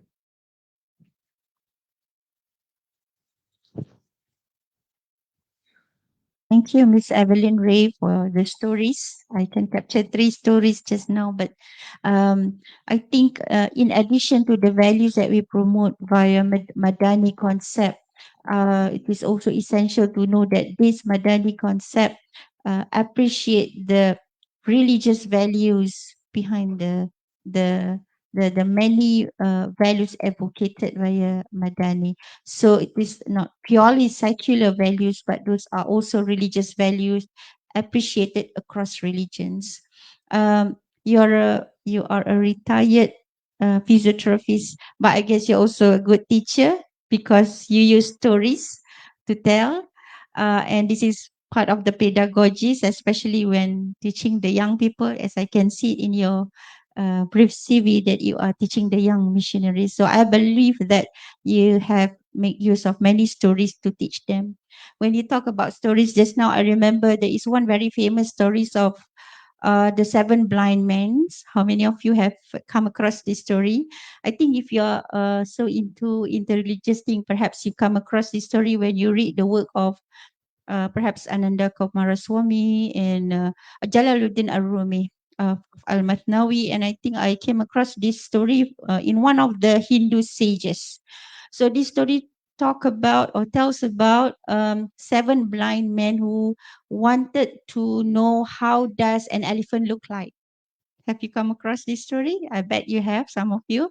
So the blind men touched the different parts of the elephant and they thought that the elephant looks like the thing that they touch. So one person, one blind man who touched the body of the elephant, so the elephant is big like wall. The other blind person who touched the tail of the elephant say, oh, it is very long like string, and the other person touched the ear of the elephant, or it is like, what is it like? I don't remember what is it like. But there are like 7 different stories about how elephant look like. So the thing is, when these blind men didn't talk to each other, so they interpret elephant as the way they look at it, or they perceive it. And now, another thing that I think we can learn from that story is that if we do not communicate with each other, then we are going to continue with our perceptions of things. Now that we are talking to each other, we are listening from different speakers, from the different experience of our speakers, and we are able to put the jigsaw together and be able to understand the concept of Madani better. Well, sometimes when I narrate this story in class, I tell my students, so what is wrong with this story? So everybody was like, well, madam, I don't know what does it say. Well, anyway, do you think you are blind? If you want to use the analogy of this story, do you think you are blind? So I asked them, think about it, whether you're blind or not. If you're in the university and you think you are still a blind person, I cannot help you more. So that's about it. We go to the next speaker. I don't know whether that story is interesting to you or not. But anyway, for me, it is very interesting. Every time I read the story, I get new thing to learn. Okay, so our third speaker is Professor Dr. Phyllis Chew from Singapore. I love visiting Singapore. I told her just now, and then she said, why? Don't you like Malaysia? Of course, I like Malaysia. I like both Malaysia and Singapore because I can walk safe and sound in Malaysia as well in Singapore. I hope I can earn Singapore dollar so I can bridge Malaysia. Yeah. But yes, I love Singapore. I love going to Universal Studio, but I spend a lot of money there. All right, Professor, Singapore is as much pluralistic as Malaysia. Unlike Malaysia, Singapore holds pride for being a secular country that developed a secular society. Well, this is sensitive in Malaysia. If you talk about Malaysia being a secular country, secular society, this is a big no-no in Malaysia. So despite this, there is much freedom of religion in the country.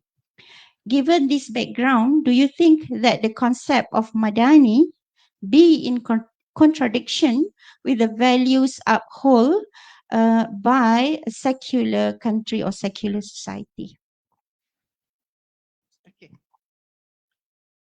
Thank you, Chairperson Haslina, and welcome to Singapore. Now, Expensive. don't worry, I will make it very cheap for you. Now, the Madani concept. I read about the Madani concept and I was very excited. It seems to herald a vision of a new world, a new society, a new Malaysia. It talks about respect, mutual respect. It talks about peace. It talks about harmony. It talks about cooperation. It's wonderful, you know. And I know you want me to talk about Singapore, okay. But I want to say that why does it sound so wonderful? Because it's actually about unity in diversity. And you know, since we had been divorced from Malaysia 60 years ago, we actually in Singapore has been practicing that for 60 years, actually. You know, respect for all religion, multicultural, multi-religious, multiracial in all aspects. And being a Singaporean, I'm very competitive, and since everyone has been telling a story, I'll just tell one. Okay? And this story is that the body, our body, we just had lunch, our body is like the world. Okay? We have different organs in the body. We have our stomach, we have our lungs, we have kidneys, we have intestines, we have brains, and so forth. And all these make up the body. And our brain, our heart, our everything, stomach, organs, everything, they are all in different sizes. They're all in different shapes. They're all in different colors. They all have their own concepts of what is it to be successful. They know what they want. They know how to do it. They have their own special food. Okay, the brain loves certain food. The heart also loves certain food to keep it alive. And so does the kidney and the liver. And they're all very proud in what they do. But if somebody comes to this body and with a scalpel, say a surgeon, and he comes to this body and he says, give me one of yours. You got so many things in your body. You have so many things that make up your body. Give me one of your organs. And the brain may say, I'm the best, so I'll just give you, say something else, the gallbladder say. Now, they would not do that because the gallbladder is needed for something, all right? And they would not give away the kidney or the lungs or whatever it is, although you have your own identity. And someone comes with a scalpel, you would never give away any part of it because every part contributes to the well-being of the whole. Okay, and even though they are so different with their own functions and identity, they work towards the same goal. And you can't give any part away because the other parts will suffer. And if one of the parts, any part, if one of the cells say that, you know, I'm sick of working with all of you, I just want to do things my own way. Okay, I'm not going to cooperate anymore. Okay, you all just better be with me, otherwise I'm not there. Do you know what that is called? That is called cancer. When the cell doesn't want to cooperate with the other cells. And so we know that all the parts, although they are different and they have their own identity, their own desires, they are nothing if the whole part does not work well together. The whole is for the part and part is for the whole. So even if you are fantastic in your job, you know, if one part goes wrong, everything goes wrong. And we know this. So now, Chairperson, I will now answer your question about Singapore, now that I've told my story. And in Singapore, this has been drummed into us. This has been drummed into us. Let me now just tell you briefly what we do. Let me now share with you, if you don't mind. Okay, in the next 5 minutes, I think that's all I have, yes. Our comprehensive plan, all right? So of how to do this, how to inculcate this principle into our very soul and our very spirit. You know, there is one for all or all for one, or we will all die together. We will not succeed. And let's begin then from the very top, which is the government. You know, this week is very significant in Singapore because it is Racial Harmony Week. It's nice that I'm here talking about racial harmony. We have a Presidential Council on Racial Harmony. That means it's a very, very important that all the races are happy, all right? We also have a Presidential Council for Interfaith Harmony. Presidential Council, very high, all right? And we also have Interracial Day, Racial Harmony Day, all kinds of things. That's on the government level. That's GO. What about NGO? Let's go down to the next level. There are lots of NGO which tries to promote this peace and harmony between cultures, between races, between religions. All right. that there should be no discrimination, there should be justice for all. There should not just be equality, there should be equity. And NGOs like mine, I'm currently Vice President of the Center for Interfaith Unity. And there are many other NGOs like my NGO who also work for this. How do we get the money? We can apply for grants from the government. Once you say, we are for multicultural, we are for multi-racial, we can get a grant very easily. For conferences like this, workshops like this, training sessions like this, it is easy to get the money because they encourage us to do this. Because we realize that if only one minority is unhappy, the whole country goes down. Don't you see that every organ in the body must work together in harmony? So that's GO, that's NGO. Let's go now to schools. Education is very centralized, okay? And because I've worked with the Ministry of Education, I'm a former civil servant, a former professor in the university there, our curriculum is planned around these principles. And our textbooks always have to be edited to ensure that these core values, which I've outlined to you in my story as the world, as a human body, is underlying everything that we do. Because it's no point being economically successful when one of the organs in your body is failing. The whole thing will just break up and fragment and disintegrate. So in the school curriculum, just like there is a Racial Harmony Day is celebrated in the schools with lots of different activities, teachers are trained, okay? Teachers are trained to do this, all right? To speak a language, okay, which is neutral, okay? To teach a curriculum, whether it's geography or social sciences, that where these principles are underlaid. Okay, in our textbooks, I edited a few textbooks on this, and that these principles will be, and just now your story about the four blind men and the elephant is also part of the curriculum.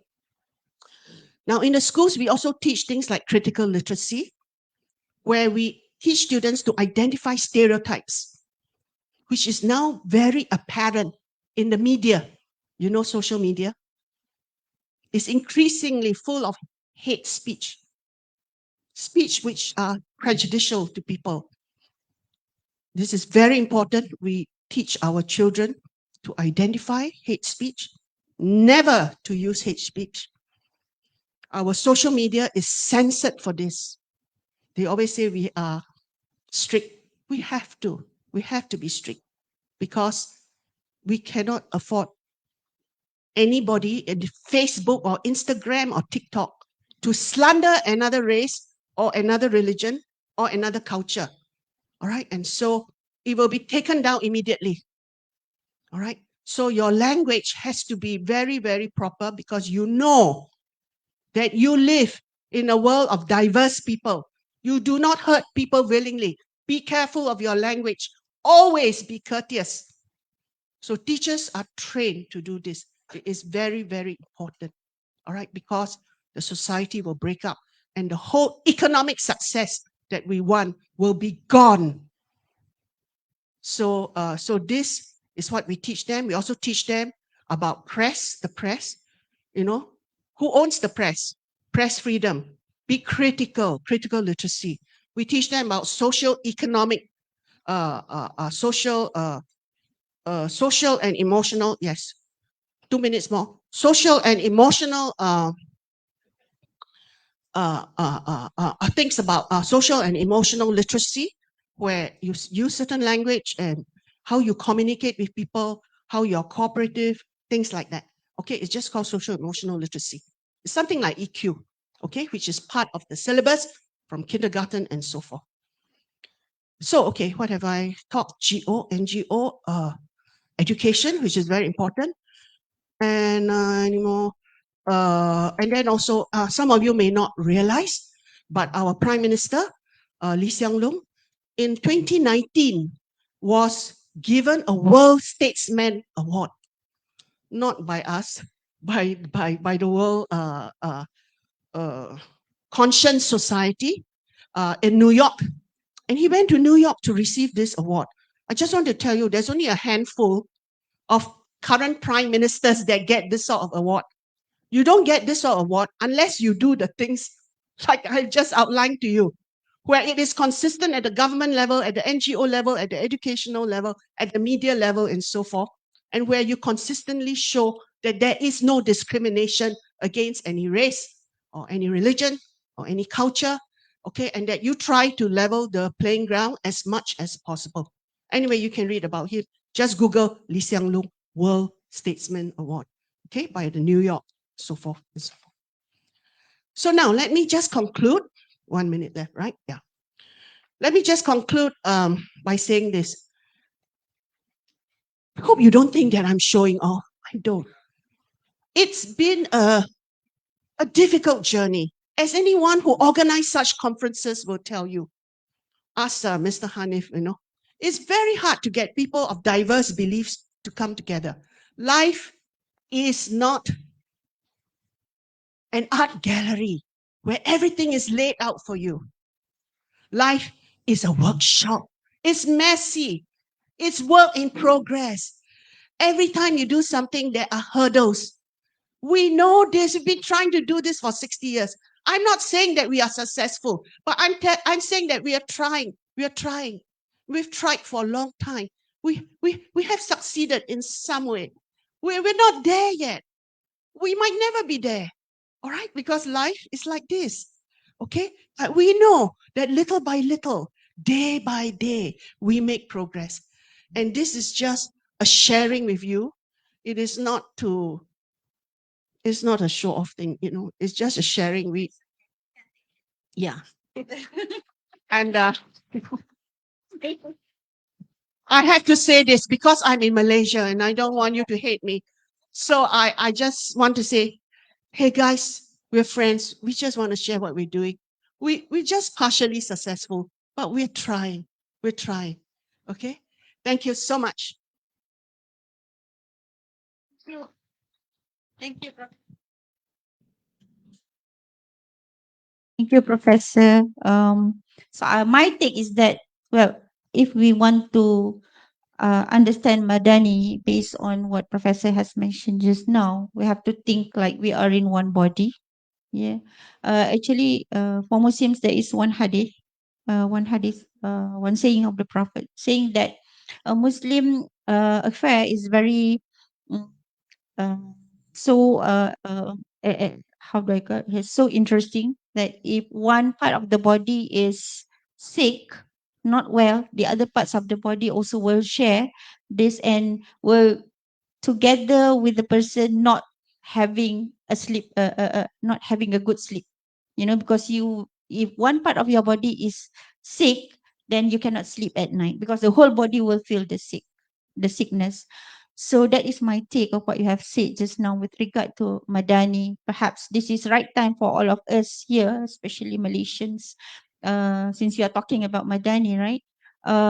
To from now on to think about how do we continue our life thinking about the importance of each other as part and parcel of the Malaysian society.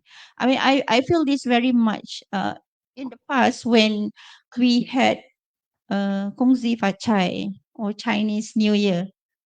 How difficult it was to get food. How difficult it was to get raw materials from the market because the market is all closed.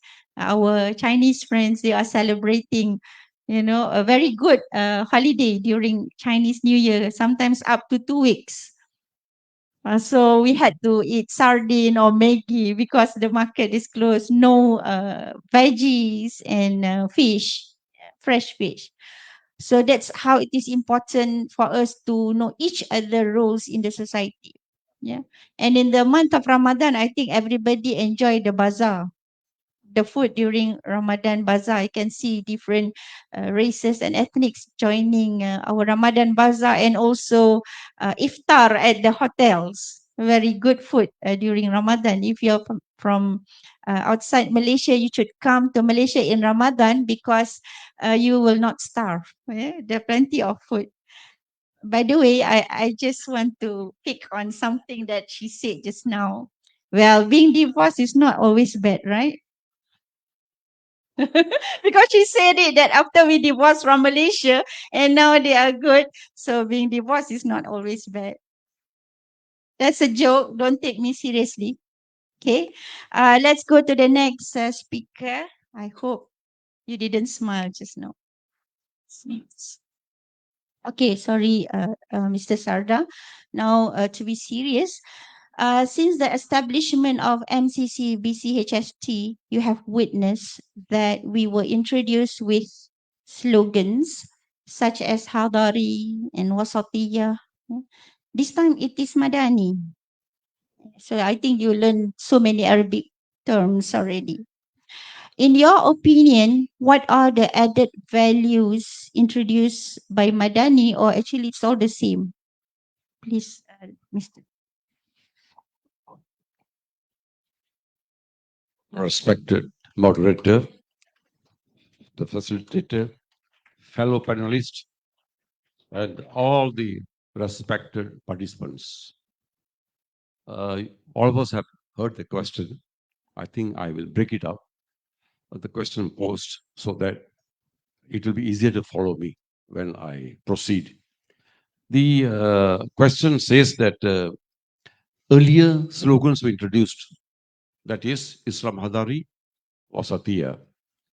And now with the new slogan, Madani, in my opinion, what will be the, how will it be different, or whether it will add any value to the earlier, shall I say, the slogans? So I think to answer that question, I have to speak first on the Madani principles. Then I propose to speak little bit on the Islam Hadari, to know the principles before I compare. Then also on the Wasatiyah. And then I will conclude on this thing. If we look back, this Madani principle was first introduced by our young Ahmad Muhammad Prime Minister last year. And that is Dato Sri Anwar Ibrahim. And he had laid his vision, as other speakers have said, of a civilized, skilled, and also inclusive society. That was his, when he launched opening address. So then that was followed, this launching was followed by a statement by the Prime Minister's Department, which stated that while focusing on the problem-solving process and meeting the current needs of the nation, it will also create a peaceful and prosperous future which fulfilled the potential of the people and the country. This was the statement that followed after the PM's launching. Now, there have been other pronouncements or elaboration on the Madani principle. It has been said that it aims at reforming Malaysia so that the country believes in humane and good values, such as fair, just, and effective governance. These are also, as I say, that these are also universal values and also supported by all the religions. They also abide or follow these principles. The underlying concept of Madani is to develop a humane economy that prioritizes the needs of the people. And that means it is targeting the welfare of every group in the country, not leaving out any race or group in the country. Further, the Madani nation aspires to be one that is prosperous, fair, and rejects any form of cruelty towards any individual or race. This was in the statement issued by the Prime Minister's Department. Now, on 2 days ago, that is on the 14th of July, last Friday, the Ministry of Finance issued a statement titled Belanjawan 2024 berteraskan memperkasa ekonomi madani. So here it quoted the Honorable Prime Minister of Malaysia as saying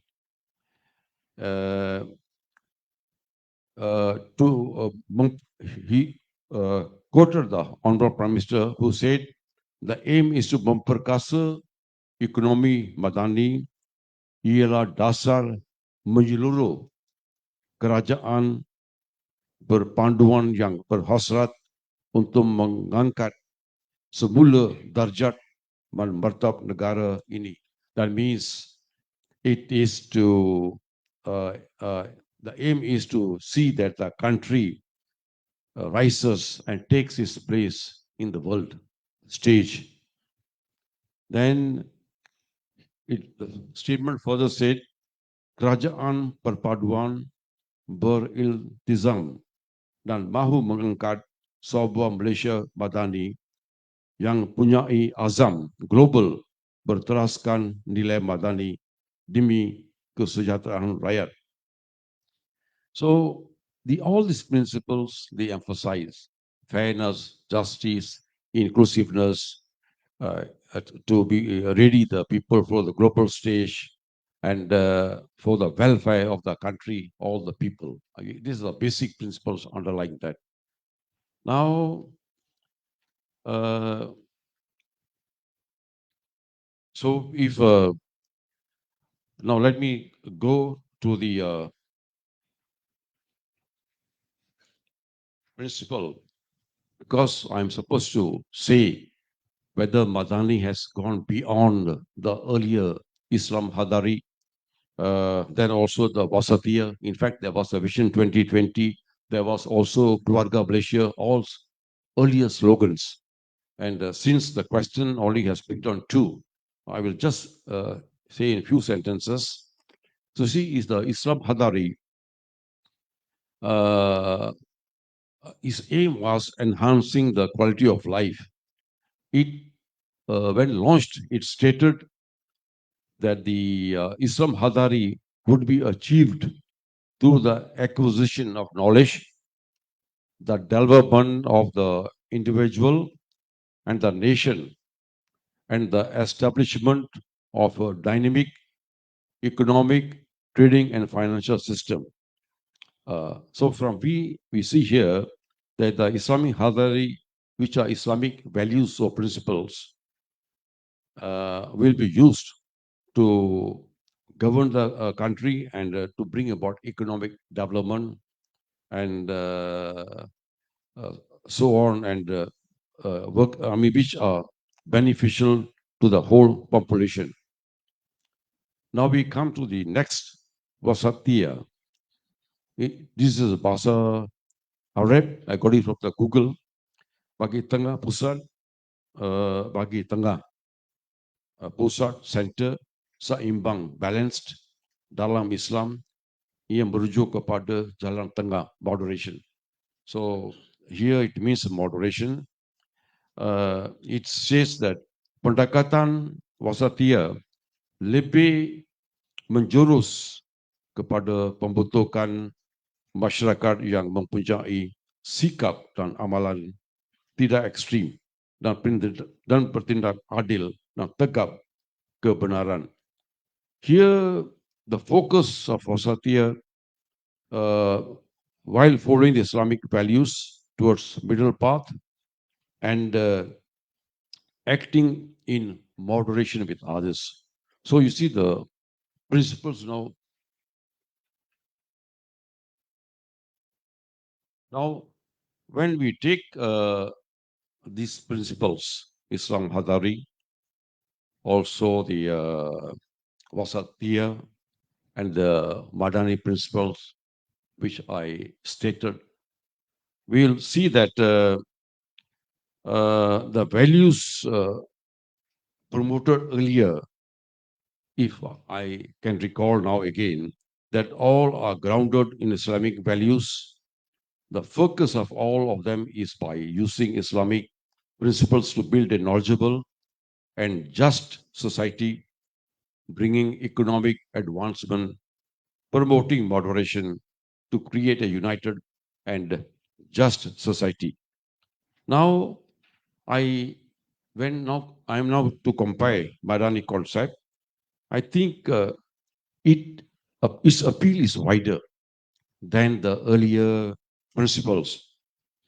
You see, the Madani, while accepting principles of Islam Hadari and Wasatiyah, goes further. It wants, in addition, to build a civilized and humane society. I think which I did not see in the earlier, they did not mention, but it was okay. And it further wants to ensure that no group of people is left out from development and bring progress irrespective of race. Thus, the core principle of Madani is, while acting humanly, it wants to have a developed nation which can take up a global stage. And some of his principles are now wider than the earlier concept. With this, I hope I've answered the question. And okay, thank you. Thank you, Mr. Sardar. I purposely designed that question because I thought you're going to debate it. But then, as lawyers, you are stating the facts.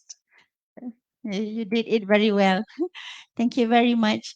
Well, I was alerted by the organizer that I have to keep this short. Yeah, we are supposed to have another round. Well, it's actually I took some time to design the questions, but then the organizer said, "Okay, we should be finishing." And I'm afraid if I prolong this, they will not appoint me as moderator in the future sessions. So this is not good for me. So before we end, all speakers are given 1 minute. Can I say it half than 1 minute? Because there are 2 times they come and alerted me. So I know that it's going to be very, important to finish this session. So I'll give everyone half to 1 minute to say, to conclude your presentation. So we start with Reverend Philip.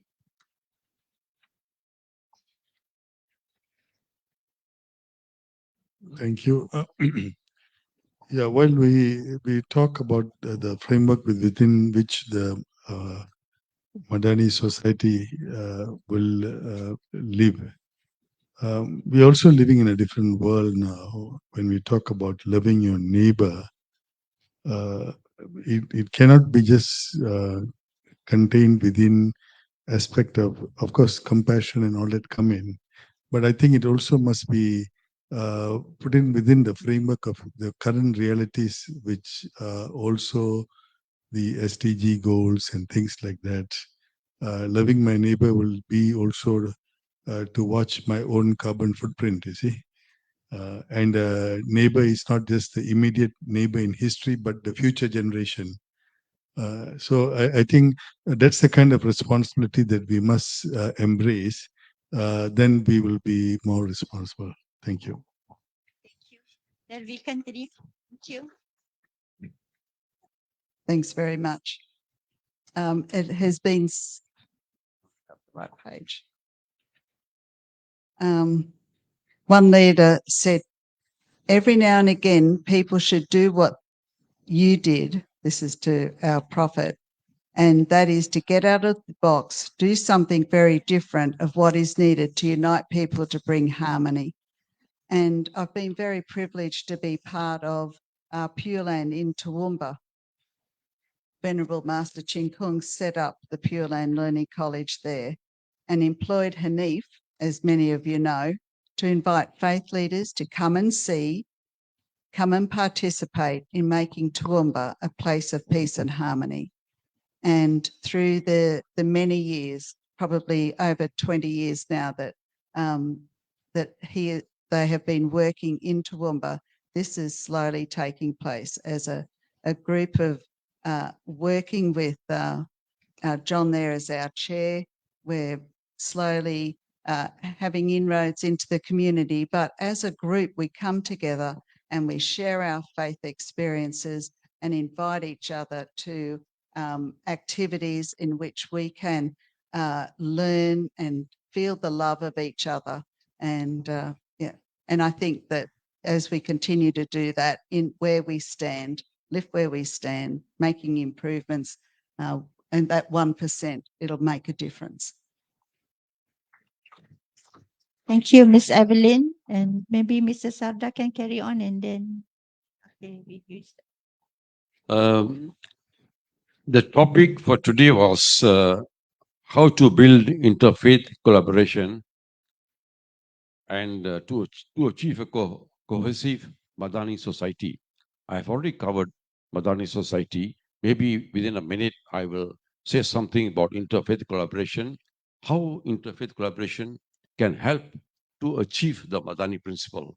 That's what was under the topic. So very quickly, the following principles of interfaith collaboration can help.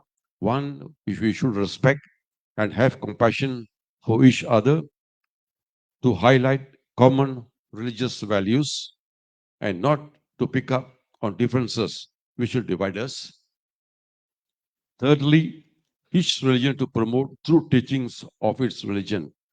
Any interpretation of scripture that leads to or promotes hatred against others will be legitimate. It cannot be the thing, because all religions promote good values and not hatred. Then moderation and accommodating each other's reasonable needs will be a key to attaining unity. And all these principles mentioned can help to bridge or can create bridges between the different religions, different communities, and this will definitely help this interfaith collaboration will help to achieve the principles of Apadani. Thank you. Thank you, Mr. Sardar. And then Professor Kailis. Madani.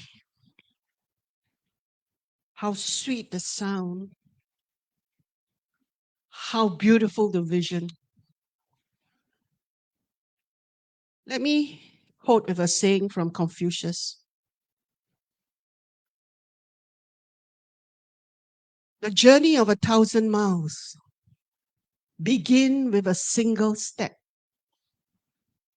I think that this is a step forward. But there is 1,000 miles ahead. Do not be discouraged. Because if you are sincere and if you love this concept, where all men, here's also something from Confucius, all men within the 4 C's are brothers. If you love this concept of cooperation, of trust, of mutual respect, then where there is love, nothing is too much trouble. And there is always time. Thank you. Thank you.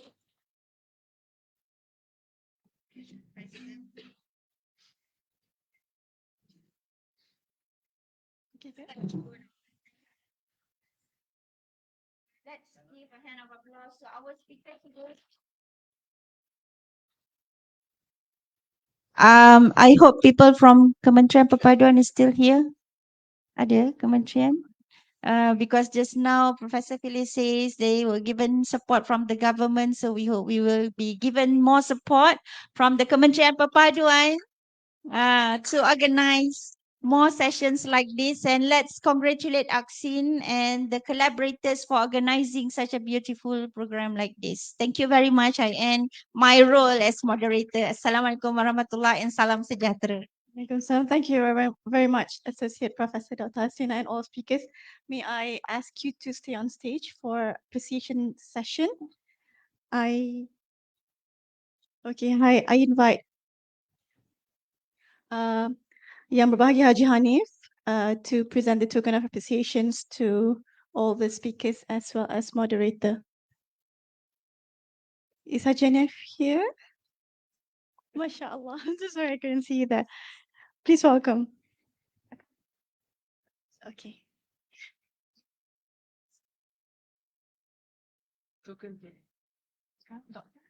I welcome Associate Professor Dr. Haslina Ibrahim.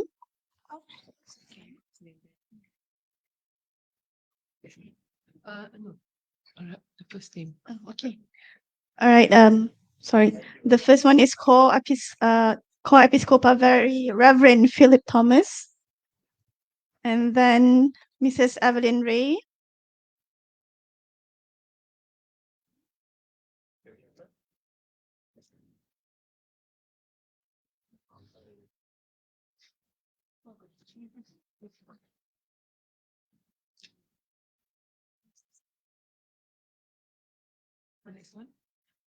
Professor Phyllis Chu. Please give hand of applause. Yeah. And Mr. Sardar Jagir Singh.